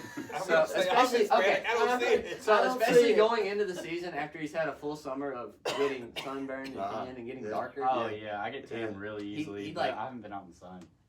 So Aiden starts calling him Javier as a joke, and then there's another kid, Peyton Brewer, who starts calling him Javier like a week into the season, and then it just lasts the whole season. It still lasts. And it still lasts to today, but Peyton never knew his name was Nate until the season was almost over. So Javier just kind of stuck. Javier. And nobody thought any different. One word. Keep it clean. Goofy. Goofy is a great word. Okay. Oh, I like that. I want one word from y'all. Describe your coach. Very motivational. But he does give very He's good like a motivational like, speeches. when he locks in, he's like, I have a different when I word. walk in, I had to fix through that part. I have a totally different word. I say geek. Geek. Wow. If Nerd. I get to talking anime with him, he What's funny is he can go from that to talking to Guitar Hero with me to talking to Josh about like Pokemon or whatever. It doesn't matter. Yes, he is a big Man of many nerd. interests. And then he'll talk to Matthew about football and basketball for hours on end. It's just everything. Describe the team that you're going to have in the fall in 3 words. That's this Um, many. Good, relaxed, and fun. Good choice of using fingers in that order. I really thought about it. Because we are on camera, so good choice of finger. district winning champions. There you go. Javier, what you got? Yeah, they left you to last. They took the 2 good ones. They called him on me. State winning champion. Just like in Yeah. your Baker. Don't flip us off. Start with middle finger. Just put your hands down. State The video's right there. winning. Oh crap! I used the wrong finger, honestly. All right, state women championship. There you go. Good answer, guys. If I you meant to had, put my pointer down. Oh my God. who do you want in the final spot if you had a match on the line? Who's going to be that last guy bowling to win everything for you? Dalton. Nate. I don't like that pressure. I know he don't like it either. That's why I'm picking Nate. I, honestly, Neither of us are like great at I handling got pressure. Iguodala. Oh my gosh, Josh. What do you, Who's he Jacob? play for? Jacob. Did he retire? Oh. They don't really have Jacob. an answer Did you for say that. Jacob? Yeah. Who talks the most trash? Nate. Nate, which is fun. Do you talk it to opponents, or do you talk it within the team? Everybody. Yeah, see, with them, we're like all the other teams. We're close enough with them and friends with Okay. them already because we bowl leagues and stuff together outside of the matches. That you just kind of get to make fun of whoever. I bowl youth league with one of the White House people. He can't hit 10 pins for Oh, yeah. worth of Is crap. that Julian? Yeah, his name's Julian. You're gonna call him out. Julian Essex of White House. You suck at 10 pins. Yeah. So So one anytime he- district this year, mind you. We're teammates in youth league, so whenever he's going up for a 10 pin, I'm like, yeah, he ain't gonna hit it, and I'll just turn around, and I'll end up being right. So occasionally he'll hit it, but it's all jokes around. We'll all make fun of each other. We're all having fun. Everyone, it's a really cool league. Everyone, by the end of the year, seems to know everybody. So like, it's friendly. I won't say there's like a lot of trash talk. The most trash talk you'll see is between, like you said, like guys you already are pretty good friends with. But these two trashy talk more each other than anybody else. Dalton and Nate do all the time. Well, that's what makes it fun. I'll be like 6 strikes in, and somebody will say I suck. So it's like the matter of joking around the entire time. I'll be destroying them, and they'll just say I suck. I'll hit 8, 10 pins. I'll be on like 8, 10 pins straight hitting them, and then I miss one, and it's like I'm the worst bowler ever just for like missing by a half an inch. That's right. Favorite subject in school? I've been waiting on that question. Not Yeah. to answer it, but just because I kind of thought it'd be there. Yeah, we do it to everybody. Yeah. These last 4 or 5 is going to be what we ask everybody. But Evidently not whatever you take on 4th block because everybody's excited to leave. Dude, my fourth block is always the worst. I've only Yeah, we have Miss Champion. Don't name names. Oh wait, yeah. I'm mentioning. I love Miss Spanish Champion. class. I love Miss Champion. names. Probably Very hard class. PE or the weightlifting class because I get to play basketball. I'll say Shout out Coach Ferg. History. Me too. History. Yeah. I History suck is at fun. taking tests, and Me too. I I got a already had 76 on one. I just Our, love learning my about teacher. how great this country is. They both had Coach Ferg. Yeah. So, Not together, unfortunately. but he had to talk to Coach Meadows about my grades and stuff. They're still bad. I love learning about history, but I cannot take tests. Or show up. His tests are hard though. Even though I walk in with like a 2,000 calorie Dunkin' drink in my hand, doesn't mean I gotta have it. Favorite food. Oh, Nate, say out of this one. Steak. Don't say A Mexican. good food. steak. Nate's food. Favorite food. Probably like ribs and brisket. That's good. Where from? My uncle and my mama. Why didn't you bring it? Actually, I do have ribs in the refrigerator right now. What did I hear? Grab them and bring them back. We got Nate, time. favorite food. Cause this one's gonna be simple. Steak. I actually have a story with steak. Yep. Also has to do with bowling. We're not telling it on air because we're on air. So move on. Moving on. Good. I was the first Nope. expression with your mom. Yeah, the No. first time we met my mom, he about died in a restaurant choking on steak fat. Just like Favorite restaurant.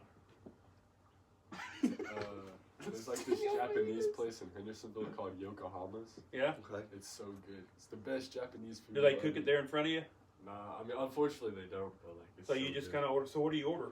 I normally get steak and rice because steak's my favorite food. Right. But steak is they have like this sauce called yum yum sauce. Yeah. Y'all Yeah. heard of it? It's Yeah, so man. good. Bentos. It's so good. you can like just buy it at the store. You know that, right? Probably. I've never been to Bentos. I need to try Bentos. I've never had it. Mentos really good. I just had Favorite- last night. Favorite restaurant? Probably Shoney's, just for breakfast. Shoney's? Yeah. That's Oh a my that's a goodness. pool. That's a Shoney's? going on That's a business. pool. He's What? listening to That's he's elite listening ball to knowledge. he's There listening ain't to old. many of those around. No. Where'd you go But- to Shoney's? Okay, so Clarksville. Over the so we got a lake house, not to like sound rich and preppy or nothing, but we got a He's kind of not. cheap lake house up at the lake, Kentucky Got a Lake. lake house, and it turned into a cheap lake house. But it's the lake house. But where'd you?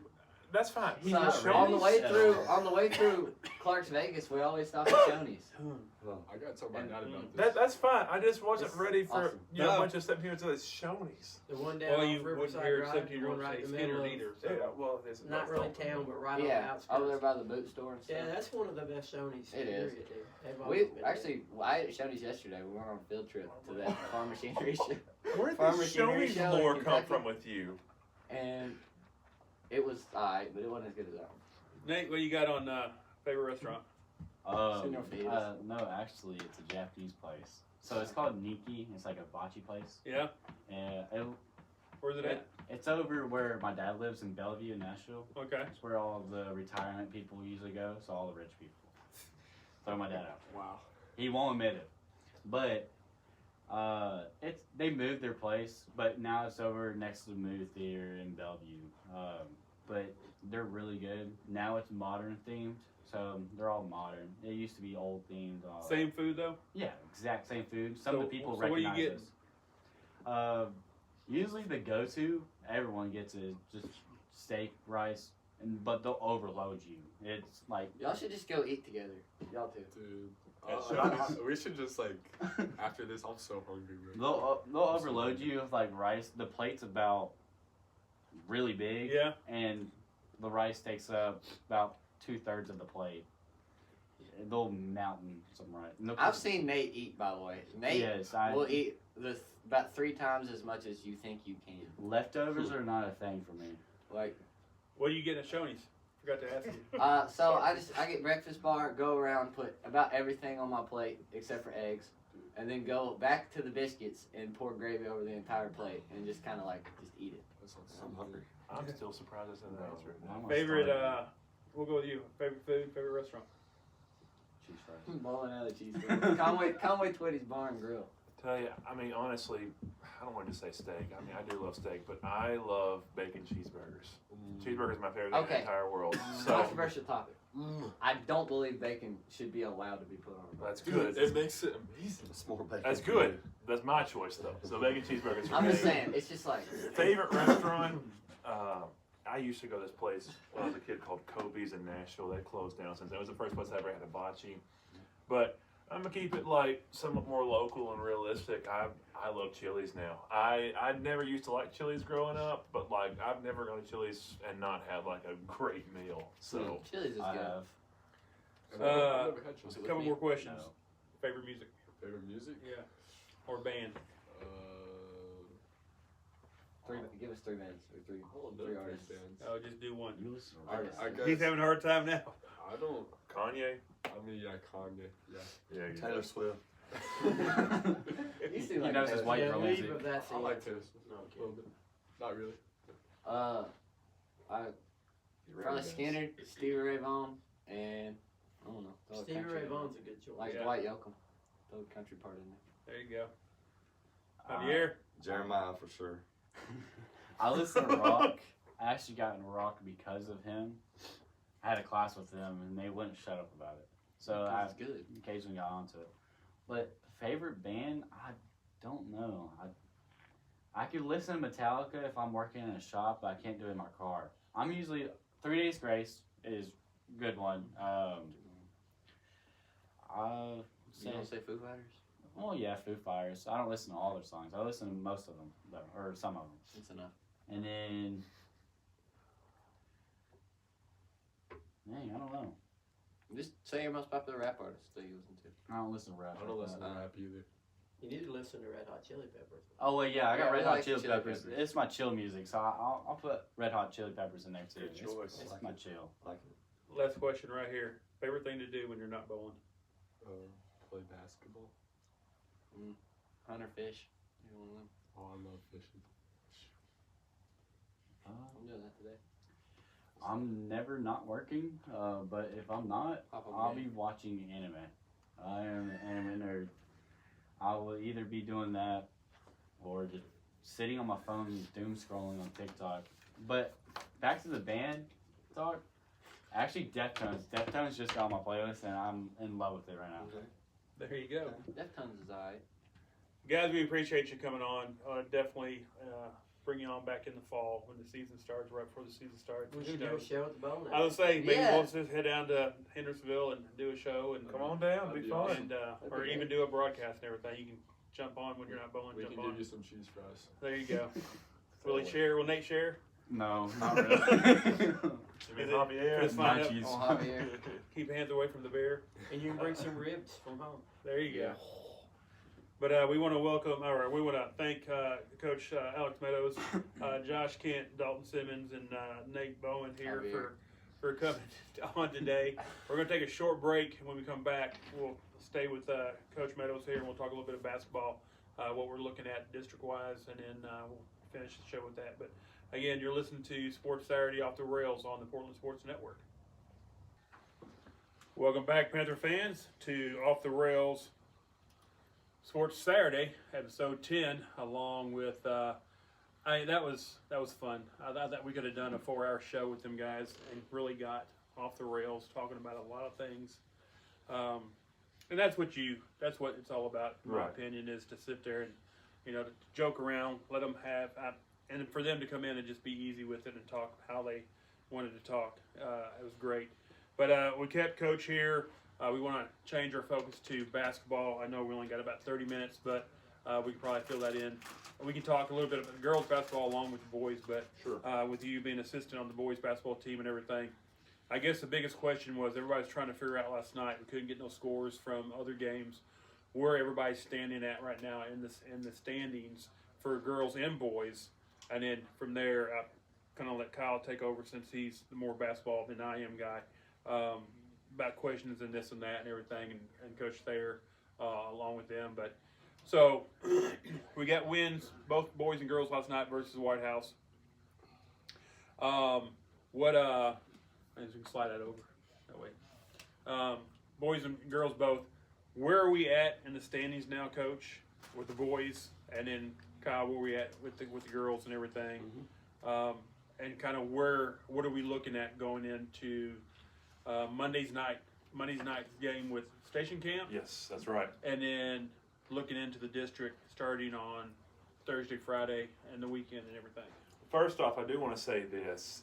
amazing situation for the girls team having Gorchek pass 1,000 points as a junior. Oh, yeah. That is awesome, and that means in the last 3 years or 2 years, sorry, I think 2 years ago Taya got it, and now Gorchek got it, and we also had Chase also get 1,000 points. So, and I know it's outside of his question, but I want to say when you look on the chart up there, like for the 1,000-point club, like that's. I don't think we've had a 1,000-point scorer since Mitchell Eagle was there. I think you're right. So awesome. That just shows you that some really good quality kids in and out of that. But to go back to your question, first off, in basketball, it's a firm belief. There's never an easy game. I've always operated the mentality of anybody can beat anybody at the right time. If you want proof of that, March Madness is coming up here soon, and we're gonna have a team that comes out and just does that. But you can look at. Sorry for interrupting you, but you can look at. Was it Greenbrier beat Absolutely. Springfield? Absolutely. We was talking about that, or they were talking about that the other night on the air and everything. So, after watching them both play, you're going to this ain't going to be a game, and then all of a sudden you're like, what? There's got to be a typo on the score and everything. But so you're right about that. So Station Camp game coming up here is, without question, the biggest game of the season so far. But if you were to ask anybody else, every game's the biggest game of the season in district play. The win against White House was great. The win against Liberty Creek was also really, really good. The loss against Springfield was really, really tough. And Coach Ferguson does such a good job, making sure everybody's prepared with film and everything else. And you get to a game and you still have to have the shots go in the basket. Yeah. And some games, like last night, for example, Nate went off and was, I believe, if my stats were right, was 5 of 7 from 3, which is a tremendous number for the most part. Tristan also got hot there for the most part. And the shots went in. Against Springfield, I believe we were 3 of 12, 3 of 13 from 3. And it's not all about threes. But There's your stat. Yeah, don't talk to me. But and that's what it comes down to.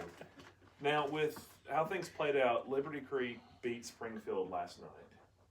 So somewhat of a surprise. Somewhat of a little bit of surprise there. Now, Springfield, at the beginning of the season, we didn't really know. I personally didn't really know what to expect, but they're kind of finding their way. They're a very physical team. They're a very athletic team. Liberty Creek's got some good players. Coach Massey been in the league for a while now. He definitely knows how to coach a team up with a lot of years of success. He got a kid in the NBA with John Jenkins years ago. But all in all, winning last night and winning Liberty Creek helped us. So now we play against Station Camp, and they had Greenbrier. So I haven't seen the box score of that game, what it looks like. But if we win this game against Station Camp did beat Greenbrier. They did beat Greenbrier. Yeah, that's right. Looking at Coach T, it is updated for the boys. Sorry. Yeah, you're good. But if we win this game, we really want to push for the 2 seed if we can going into district play. And then, in all fairness, something I've learned at the high school level is that then the season begins. Yeah. Because, in all fairness, great. Had we won every game this year, it's going to look great on a record book. It really would. But then the season starts again, and every game at that point matters. So that's our. But we kind of control our own destiny, right? Yeah, we You win. win We're Monday, district champions. you're district champions. Mm-hmm. And If we lose, we're tied for district. we tried to champions. figure out the tiebreaker scenario, and I can't find it. But Yeah, I don't know all the details of it just yet. Yeah. And I will say it's been a very interesting situation with this ice storm we had come in. So Monday will be the final of, I believe it's been a 6-game run here is what it looks like of games. So big shout out to our boys. 7 games in 12 days. 7 games, yep. There you I mean, go. that was crazy. And I can't help but feel like the Springfield game was a little bit of fatigue. 3 I games in a know row. when you play in a tournament, you're going to have to do that. Yeah. But especially having hit that physicality that they had to deal with On their home court. Yeah. On their home court. And that definitely is the case. There's no question about that whatsoever. And before the ice storm, snowstorm hit, you guys were watching a lot, read every game, seeing that. We were playing some really quality basketball, and the storm hit, and it goes for everybody in the district. Mm-hmm. In some ways, it kind of resets because we're all here for it. There's not really going to a gym in period, like to go work out. Yeah, because you weren't allowed, and that was kind of part of being able to play the games. You Yeah. had to be able to practice before you go to the games. Pretty and much. You couldn't get to the gym. You couldn't get out of your house in some cases. Right. Yeah. And So cut off. But I mean, I did notice that Liberty Creek actually played on that Thursday before the storm. Mhm. So they got that game in. they did. And they actually played the Tuesday that we didn't play, like the 3rd or whatever. So they got that in. So they didn't have the scrunched up schedule. And I think Springfield was kind of the same way. They didn't have to have that. Camp and Liberty Creek, I believe, were the first game that got to play at the very tail end of the storm. Mm-hmm. And it was a overtime, from what I heard, pretty ugly game because obviously nobody's really done anything since that morning. And then we go in with 3 games in a row. And the Greenbrier game, where we took care of business, Yeah. got to rest the main Right. the main guys. You know, this goes back to my earlier statement. They came in, they did what they were supposed to. We got some other guys in. That's awesome, right? Get to Springfield, physical game. I'm not worried about how calls go one way or another because it doesn't. I mean, that's just the nature of the game. You know, you can't prep one way or not for it. You just got to play professional best you can. Go into Springfield, shots aren't falling. We're in the spot we are with that. But you know, these guys. But still took the game into Absolutely. overtime. I mean, still played their tails off. had the big lead. Yeah. Springfield come back, gets the lead, Yeah. and then they fought back to tie it to go into Absolutely. overtime. And we can recognize some people there. Keelan Dalton, absolutely. Most of the game was double teamed, Mm-hmm. and still found a way to be, you know, leading scorer, leading rebounder, just, you know, a man above man out there in that game, in that situation. We had some shots here and there. Could be a different story, but you go into that. We recover. We play a tough Liberty Creek team. Win that game. And then you get to White House, senior night White House. Senior night White House, which, you know, Portland White House. Should I say more? What a crowd that's going to be. Tough game.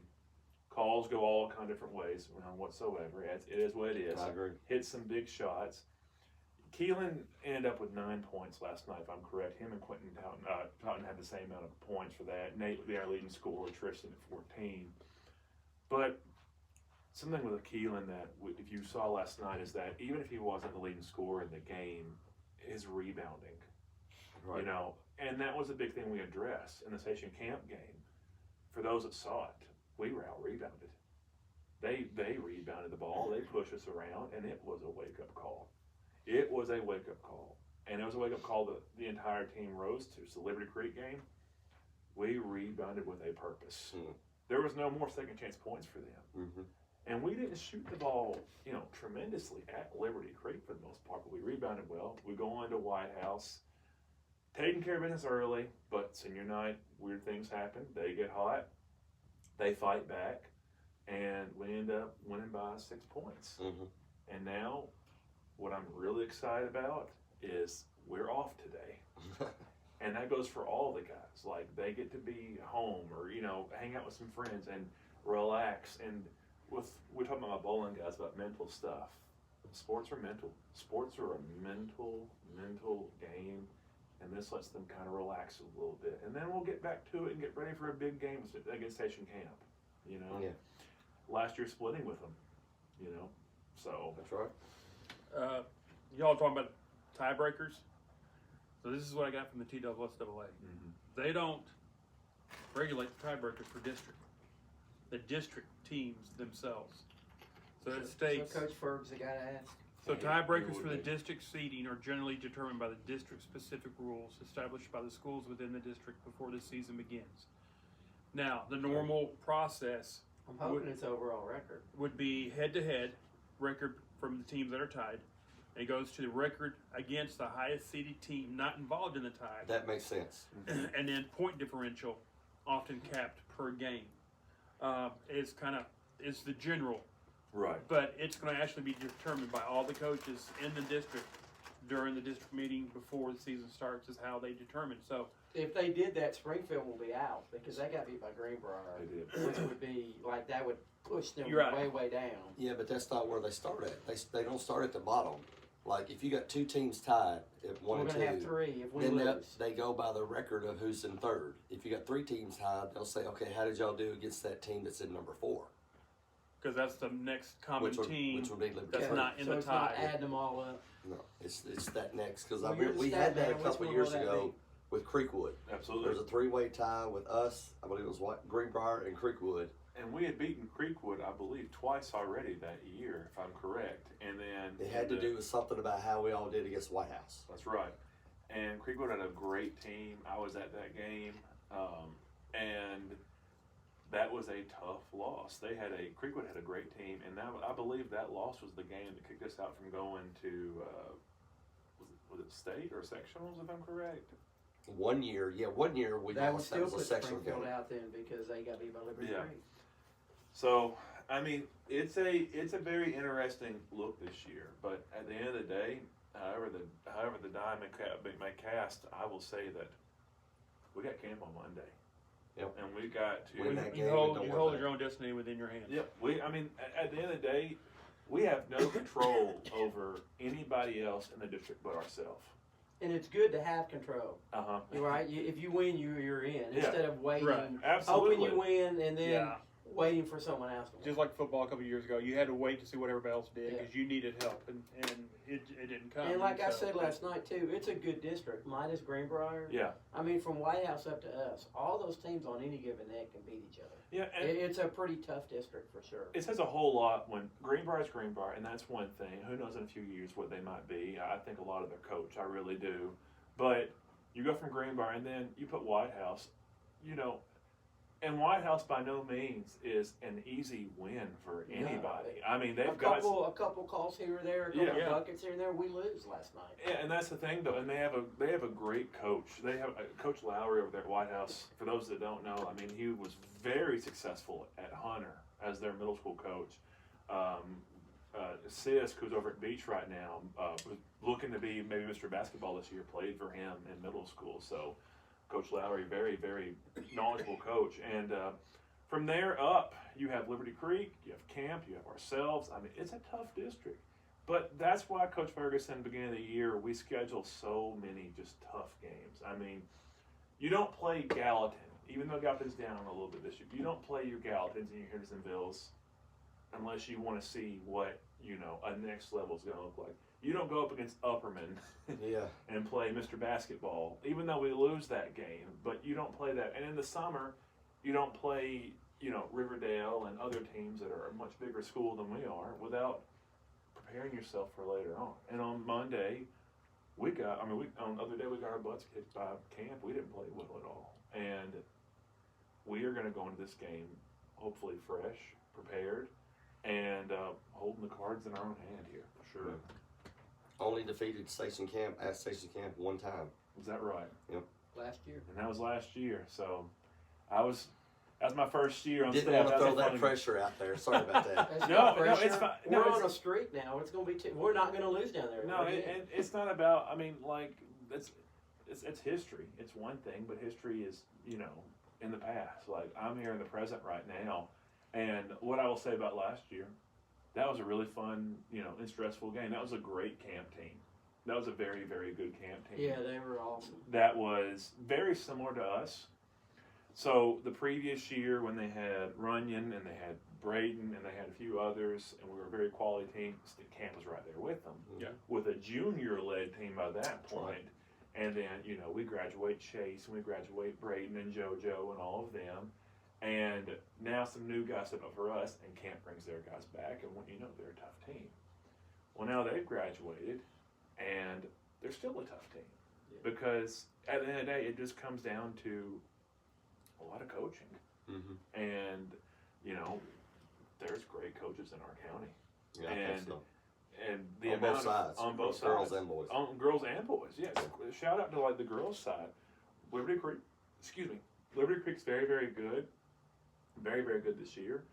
But, Coach Stein has made some changes throughout the year and fighting through some injuries right now with Yeah. Story going down and some changes to his team.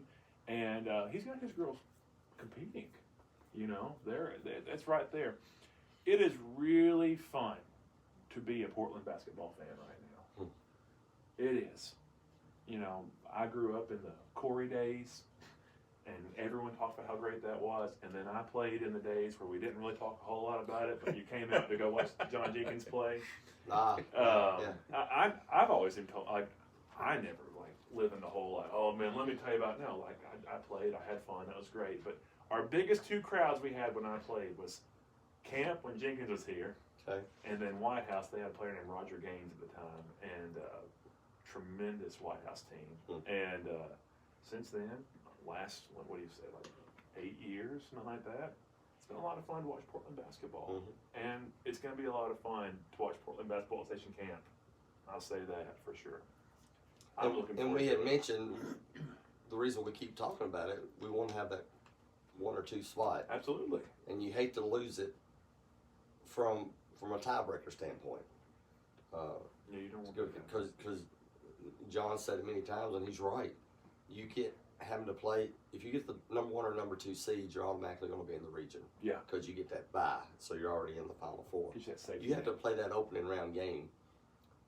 Anything can happen. You're getting that team's best. Yeah. You're getting that team's best. They've got nothing to lose. They're going to come out here, and in your mind, in my opinion, in your mind, you're like, gosh, we got to play that extra game now, and that kind of, maybe makes it hard to be focused a little bit, and then it hurts you down on because now you're instead of playing 2 games in 3 days, now you're going to have to play 2 games in 2 days just to get to that championship game. So, getting that 1st or 2nd seed is a big deal. Agreed. Of course, we know regular season is not what it's about. Yeah. It's all about the postseason. That's all But, anybody cares about. That's right. You know. But, I think this team. That 20-win plateau is nice, though. I will To me, say. that's what distinguishes your team. That 20 wins has always been like the standard, and they got it. And I want you to know, like, this is something that will never happen again in my career. And we talk about the past a little bit. I had a few of those boys on my middle school team that we won district with and had some success. And now to see them as seniors Yeah. and be an assistant coach for that. I was going to bring that up. Yeah. That was the team that you took, 1 game away One from? game from West State. Yeah. We lost to Station. Marshalltown? It was Thompson Station. Yeah. I keep that Station Camp in my mind right now. That's right. I had on our team right now. I had Tristan Calvert, Evan Brown, Sean Sebring, Keelan Dalton, and Avery Hughes, and I had the Fergusons. It was a lot of fun that year. We won a lot of games, and the way I'll remember it, the wins were fun.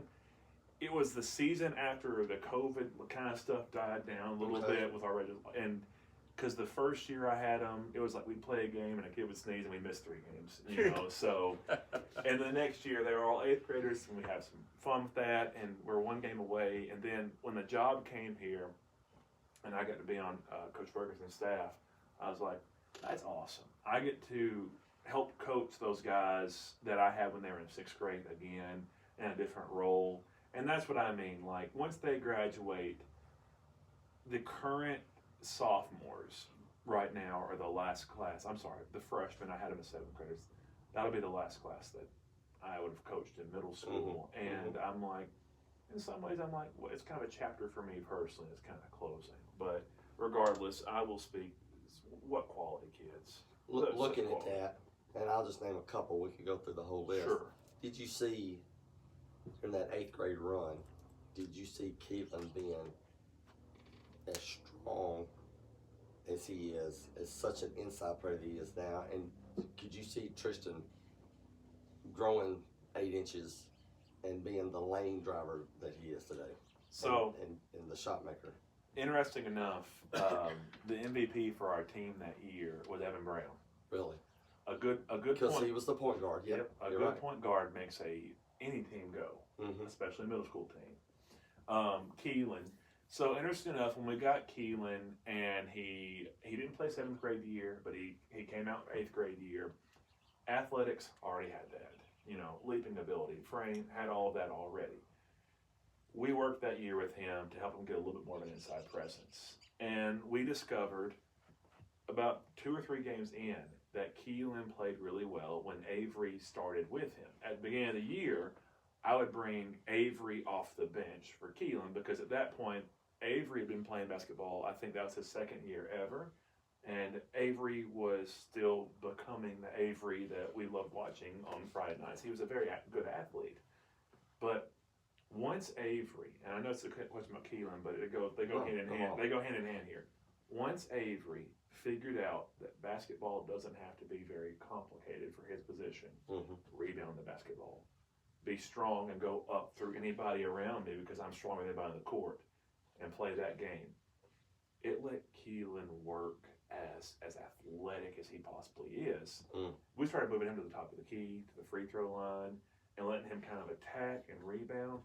So then if you were a team playing them, like, who do you match up with? The big strong kid or the big strong kid who's also athletic? Yeah, And they're both athletic. More of a wing position. And then for Tristan, when we first got Tristan, my Coach Runyon's last year as the head coach, Chase was an 8th grader, and that was a very successful middle school team as well too. Yep. And I actually was coaching Evan and Tristan and all of them as they're like on a little JV team, and we were actually trying to get Tristan maybe to like get a few minutes in varsity as a 6th grader. Wow. And he was a little bitty thing at the time, as every 6th grader would be, and wasn't ready yet at that point. But Coach or Tim Coker, who was my assistant coach, once I brought him on and we got Tristan, the rule always was, and I still laugh at it sometimes, once Tristan got his first basket, I don't care what it looks like, all of a sudden it's like the game slowed down for him. And he'd shoot, he'd drive, he'd do all kinds of stuff. He would make things happen. But he did not do the kind of slashing you see now. That's very impressive stuff. He would get a lot of success in middle school over just being quick, having a good layup, or getting a good shot. And as I've watched him the last 2 years, Tristan makes a lot of things happen that I don't really understand how he does. As someone who's only ever played post his entire life, I didn't know people's feet and hands can sometimes do that. Yeah. And with the team we have now too, I wish things could have been different and Avery stayed healthy. I do. But you know what? We might miss him on the court, but he's still there. Oh yeah, he ain't gonna let you forget that he's not around. He's right next to me. Does it bother you and Coach Woodard that y'all are now, as far as assistants, y'all had to step down so Avery could be the #1 assistant head coach? I think it was a position that was already his before he even was injured, because Avery is I think when he eventually does graduate, his voice is just going to haunt these schools, because you're just going to hear him, even though he's injured, you can hear him from a mile away go, "Hey, Coach Ferguson, I can dunk, watch." And Ferguson's like, no, you can't do it. "I know I can dunk, watch." Every practice. Tried to prove it, didn't he? And he tried to prove it, because the running joke was he was going to get to go up for that layup, and I'm so glad he did. But I kept saying, "Avery, you should shoot a 3. He's like, "Oh, I'm going to shoot a 3. I'm going to go for 3 points." And Ferguson's like, "Avery, no. Give him one chance here." And sure enough, he goes up and tries to dunk two-handed on a bum knee for the most part, and misses it. So I told him last night, I said, "Avery, congratulations, you're 50% for the whole year." He's like, "That's pretty good. That's pretty good." I'm like, Let me ask you this, then, talking about Avery and Key and everything. We know what Avery could do, and it took him a little bit last year to learn what he needed to be on the inside, and it was just that physical force type of thing. And this year, you was like, "Man, I'm excited to see what he's going to do." But with him, then all of a sudden being injured, and now Keelan doing kind of the same thing of what you expecting Avery to do, Keelan would have had a different role a little bit. So if you had both of them, do you still see? I still see the team being successful and being where we're at right now. But the roles that they would have, what would be the difference? Where would Keelan be at for y'all instead of being down low where Avery would be? if Avery was there playing, where would Key be? Where does he fit in? Who's the fifth guy out? Ashley, because you got your five, we got our starting five, and they're a good starting five. But now you insert Avery and everything. Who's that fifth guy? Who becomes number six? Yeah. I think you asked a question that's actually in terms of the blessing of this team right now, is that we're having this conversation. That it's not easy saying that kid, easy. Like, let's be real here. Like, we went run down the entire list of everybody that plays right now.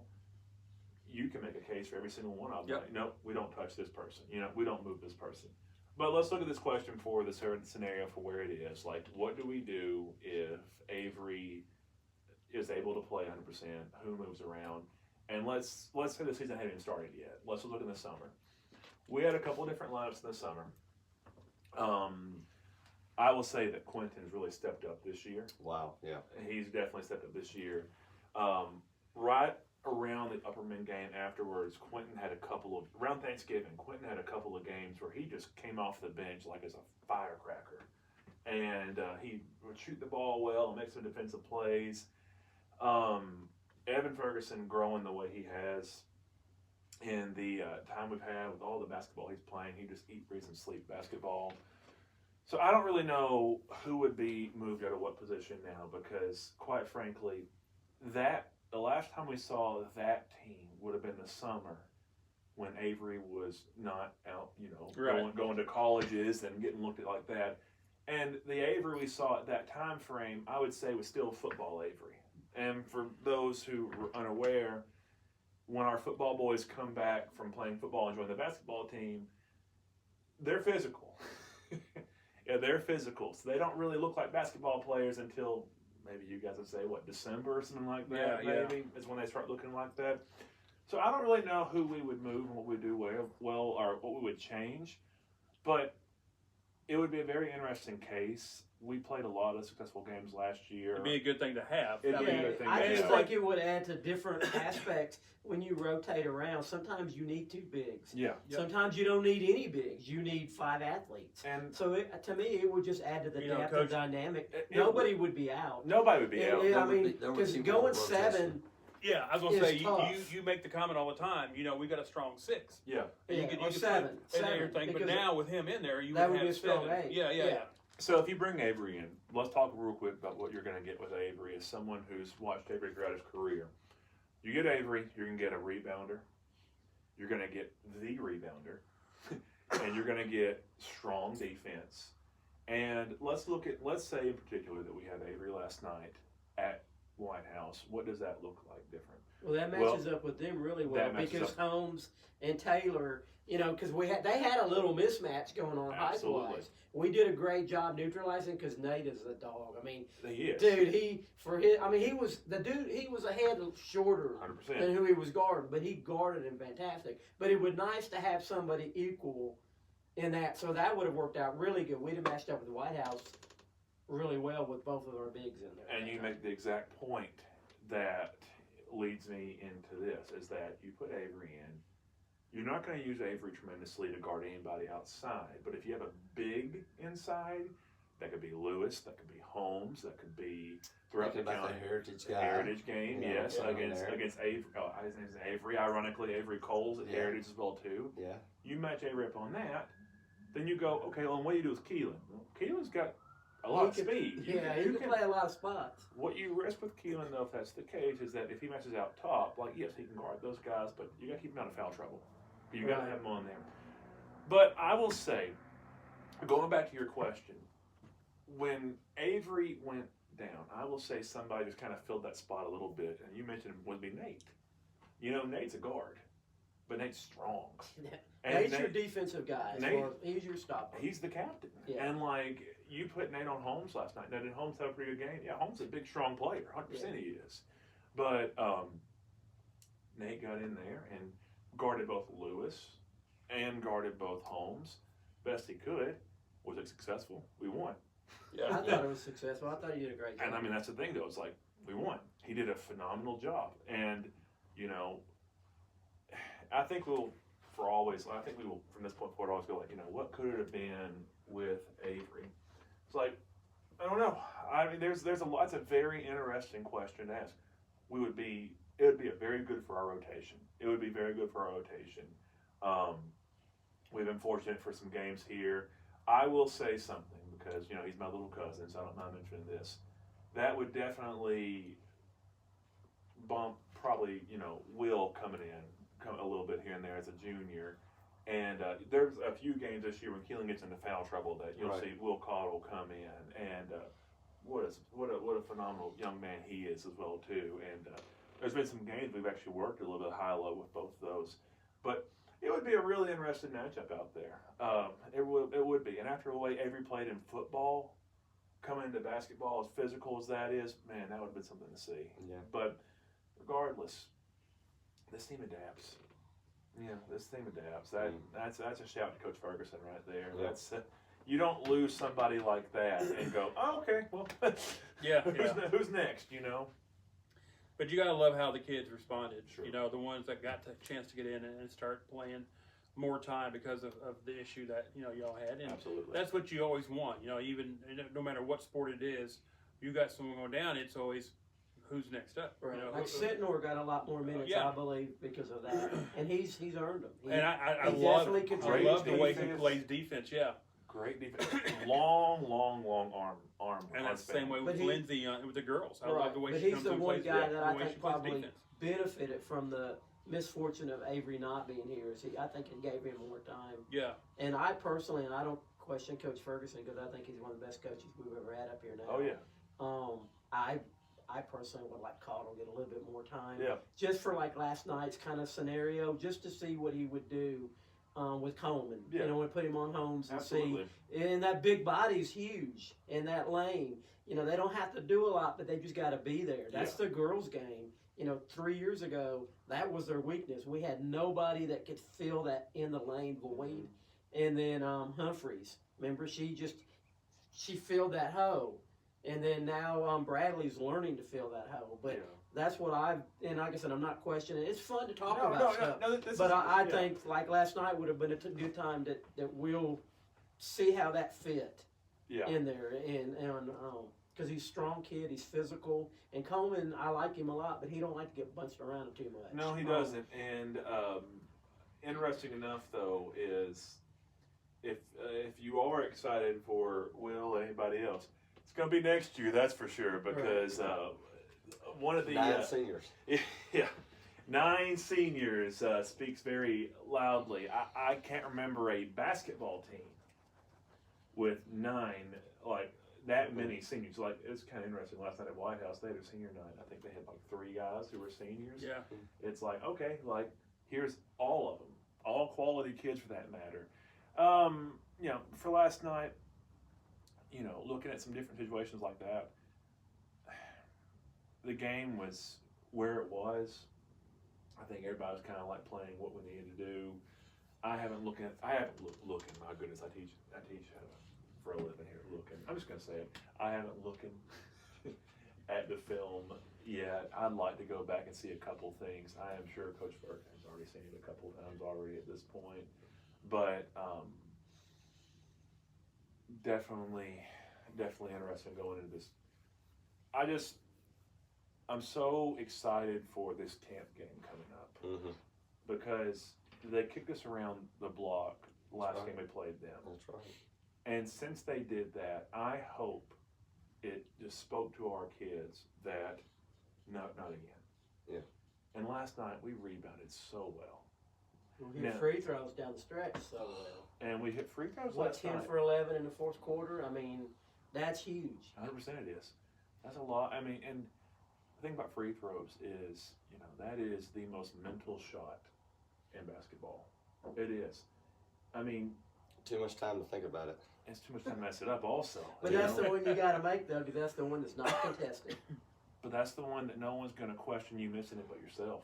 Everyone's going to question you on that. Nobody else can. You can't play defense on a free throw. If you can, great, you got technical. You should have one here. But regardless, you watch so many major level games from college to high school to NBA, you name it. If a free throw decides a game, that's pressure. Yeah. It's like kicking a football in football. It is pressure. and it's your fault if you miss it. Yeah. And it the thing is. about it is the pressure starts early. Like last night, if we don't hit our free throws, it's a total different ball game in that fourth quarter, right? If we're bricking them and knocking them off, every one we miss is a chance for them to go down and score and add points. But we were hitting them one after the other. So you can't say one free throw won it. All of them won it. 100%. All 10 of the 11 won the ball game. Because if you miss any of them, you just don't know what's going to happen after that. And you go back in time to our Mount Juliet game earlier this year, we lose that Mount Juliet game. We lose that game, but our free throws were the best they've ever been that night. Hmm. We pretty much farmed free throws the whole night for the most part, and I think we had over 20 points worth of free throws that Wow. game. It was something. It's critical, especially at this kind of team where we go downhill a lot. We're looking for fouls. Very physical. You gotta make the free throws. 100%.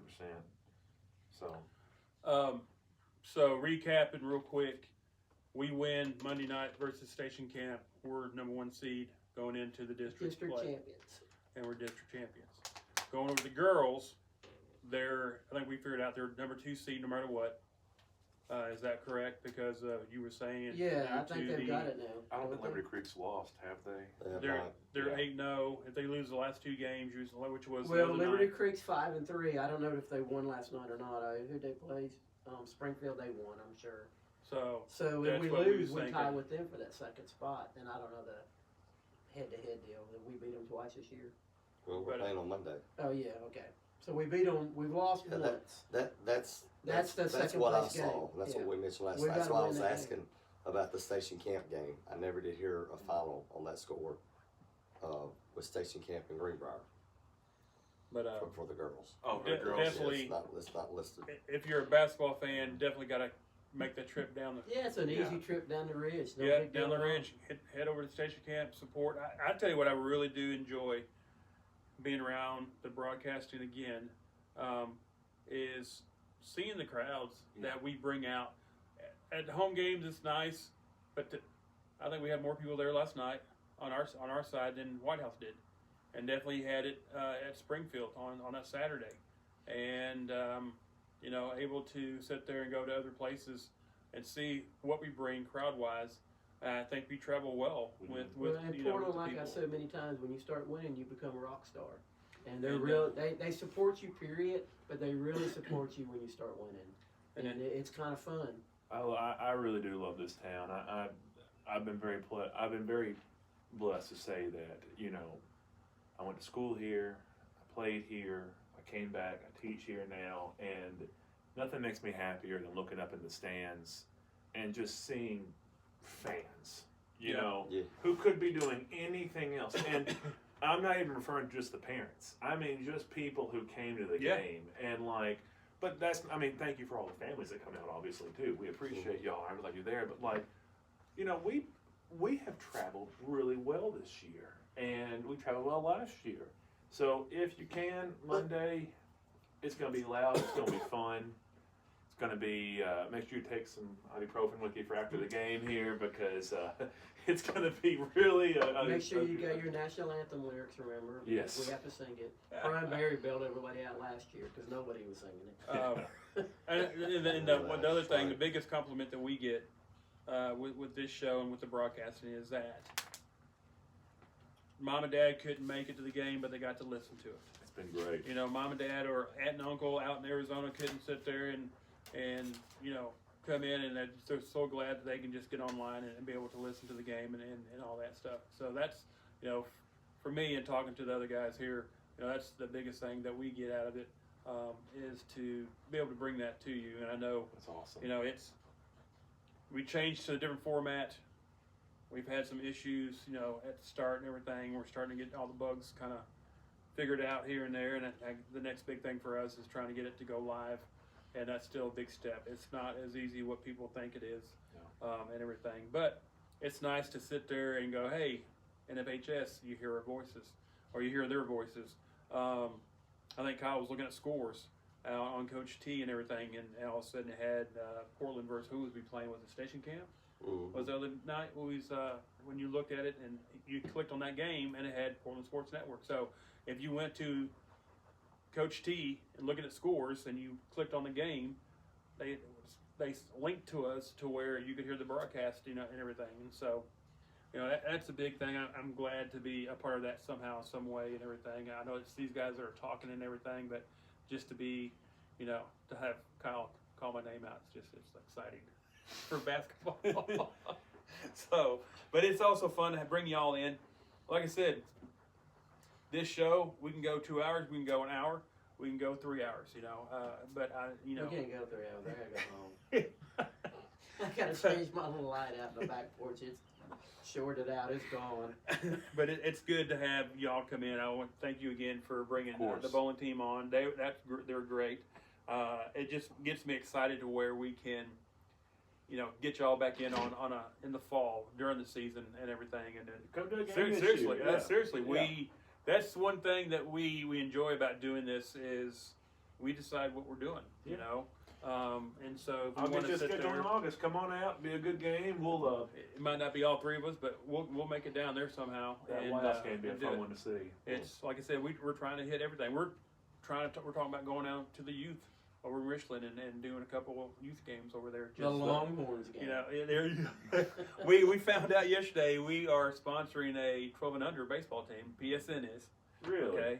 And so But the Longhorns. the Portland Longhorns is what we figured out. Coach Which, Miguel's nemesis of yeah, team names. as long as they're not orange, I'll be okay with that. I can handle. Donna didn't understand it. I said it's just like me sponsoring a Gators or a Crimson Tide. Yeah.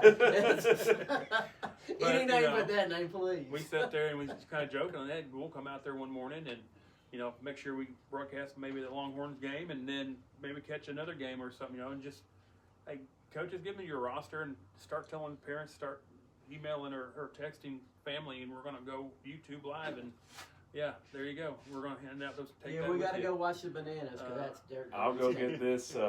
Actually, I'll put this on the TVs at our school, so we'll get those in the hallways for everybody as soon as possible. Yeah. And so it's just things that because we're asking what we're going to do in the summer.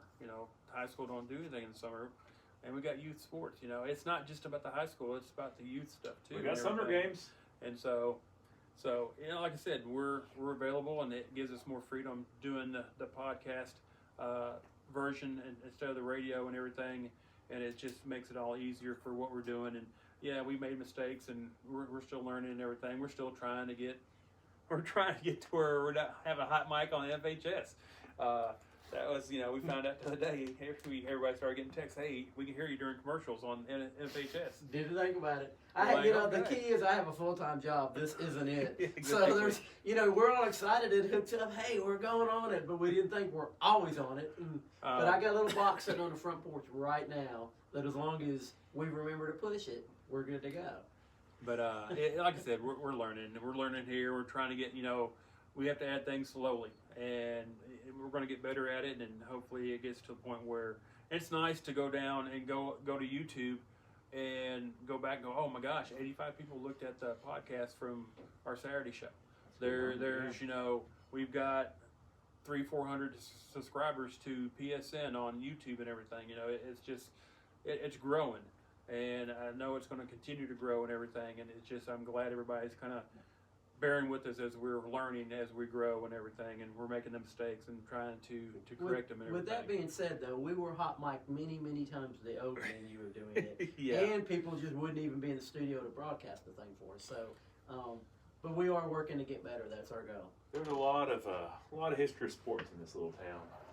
There's a lot of stories, a lot of things. It's awesome. So appreciate you guys having me today for both basketball and bowling. But I didn't think about the basketball until last night. I was like, oh, Coach, hey, I tell you what, we're going to sit there and do a double here. Two very Kyle similar didn't even know sports. it. Kyle didn't know until you showed up. He was not even going to talk today and everything. And I was like, oh, no, you got to talk.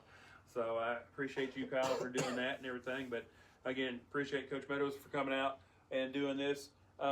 Again, make sure you visit our Facebook page at Sports Saturday on Facebook. You can go to YouTube, go to Portland Sports Network on YouTube. You can find all the audios, all the videos that we have done. I still got to edit the letter of intent signing that Josiah Sharklet and Keelan Dartland did Thursday. Again, that's 4 athletes that signed so far this year. We want everybody, we want to know when everybody signs, not just football.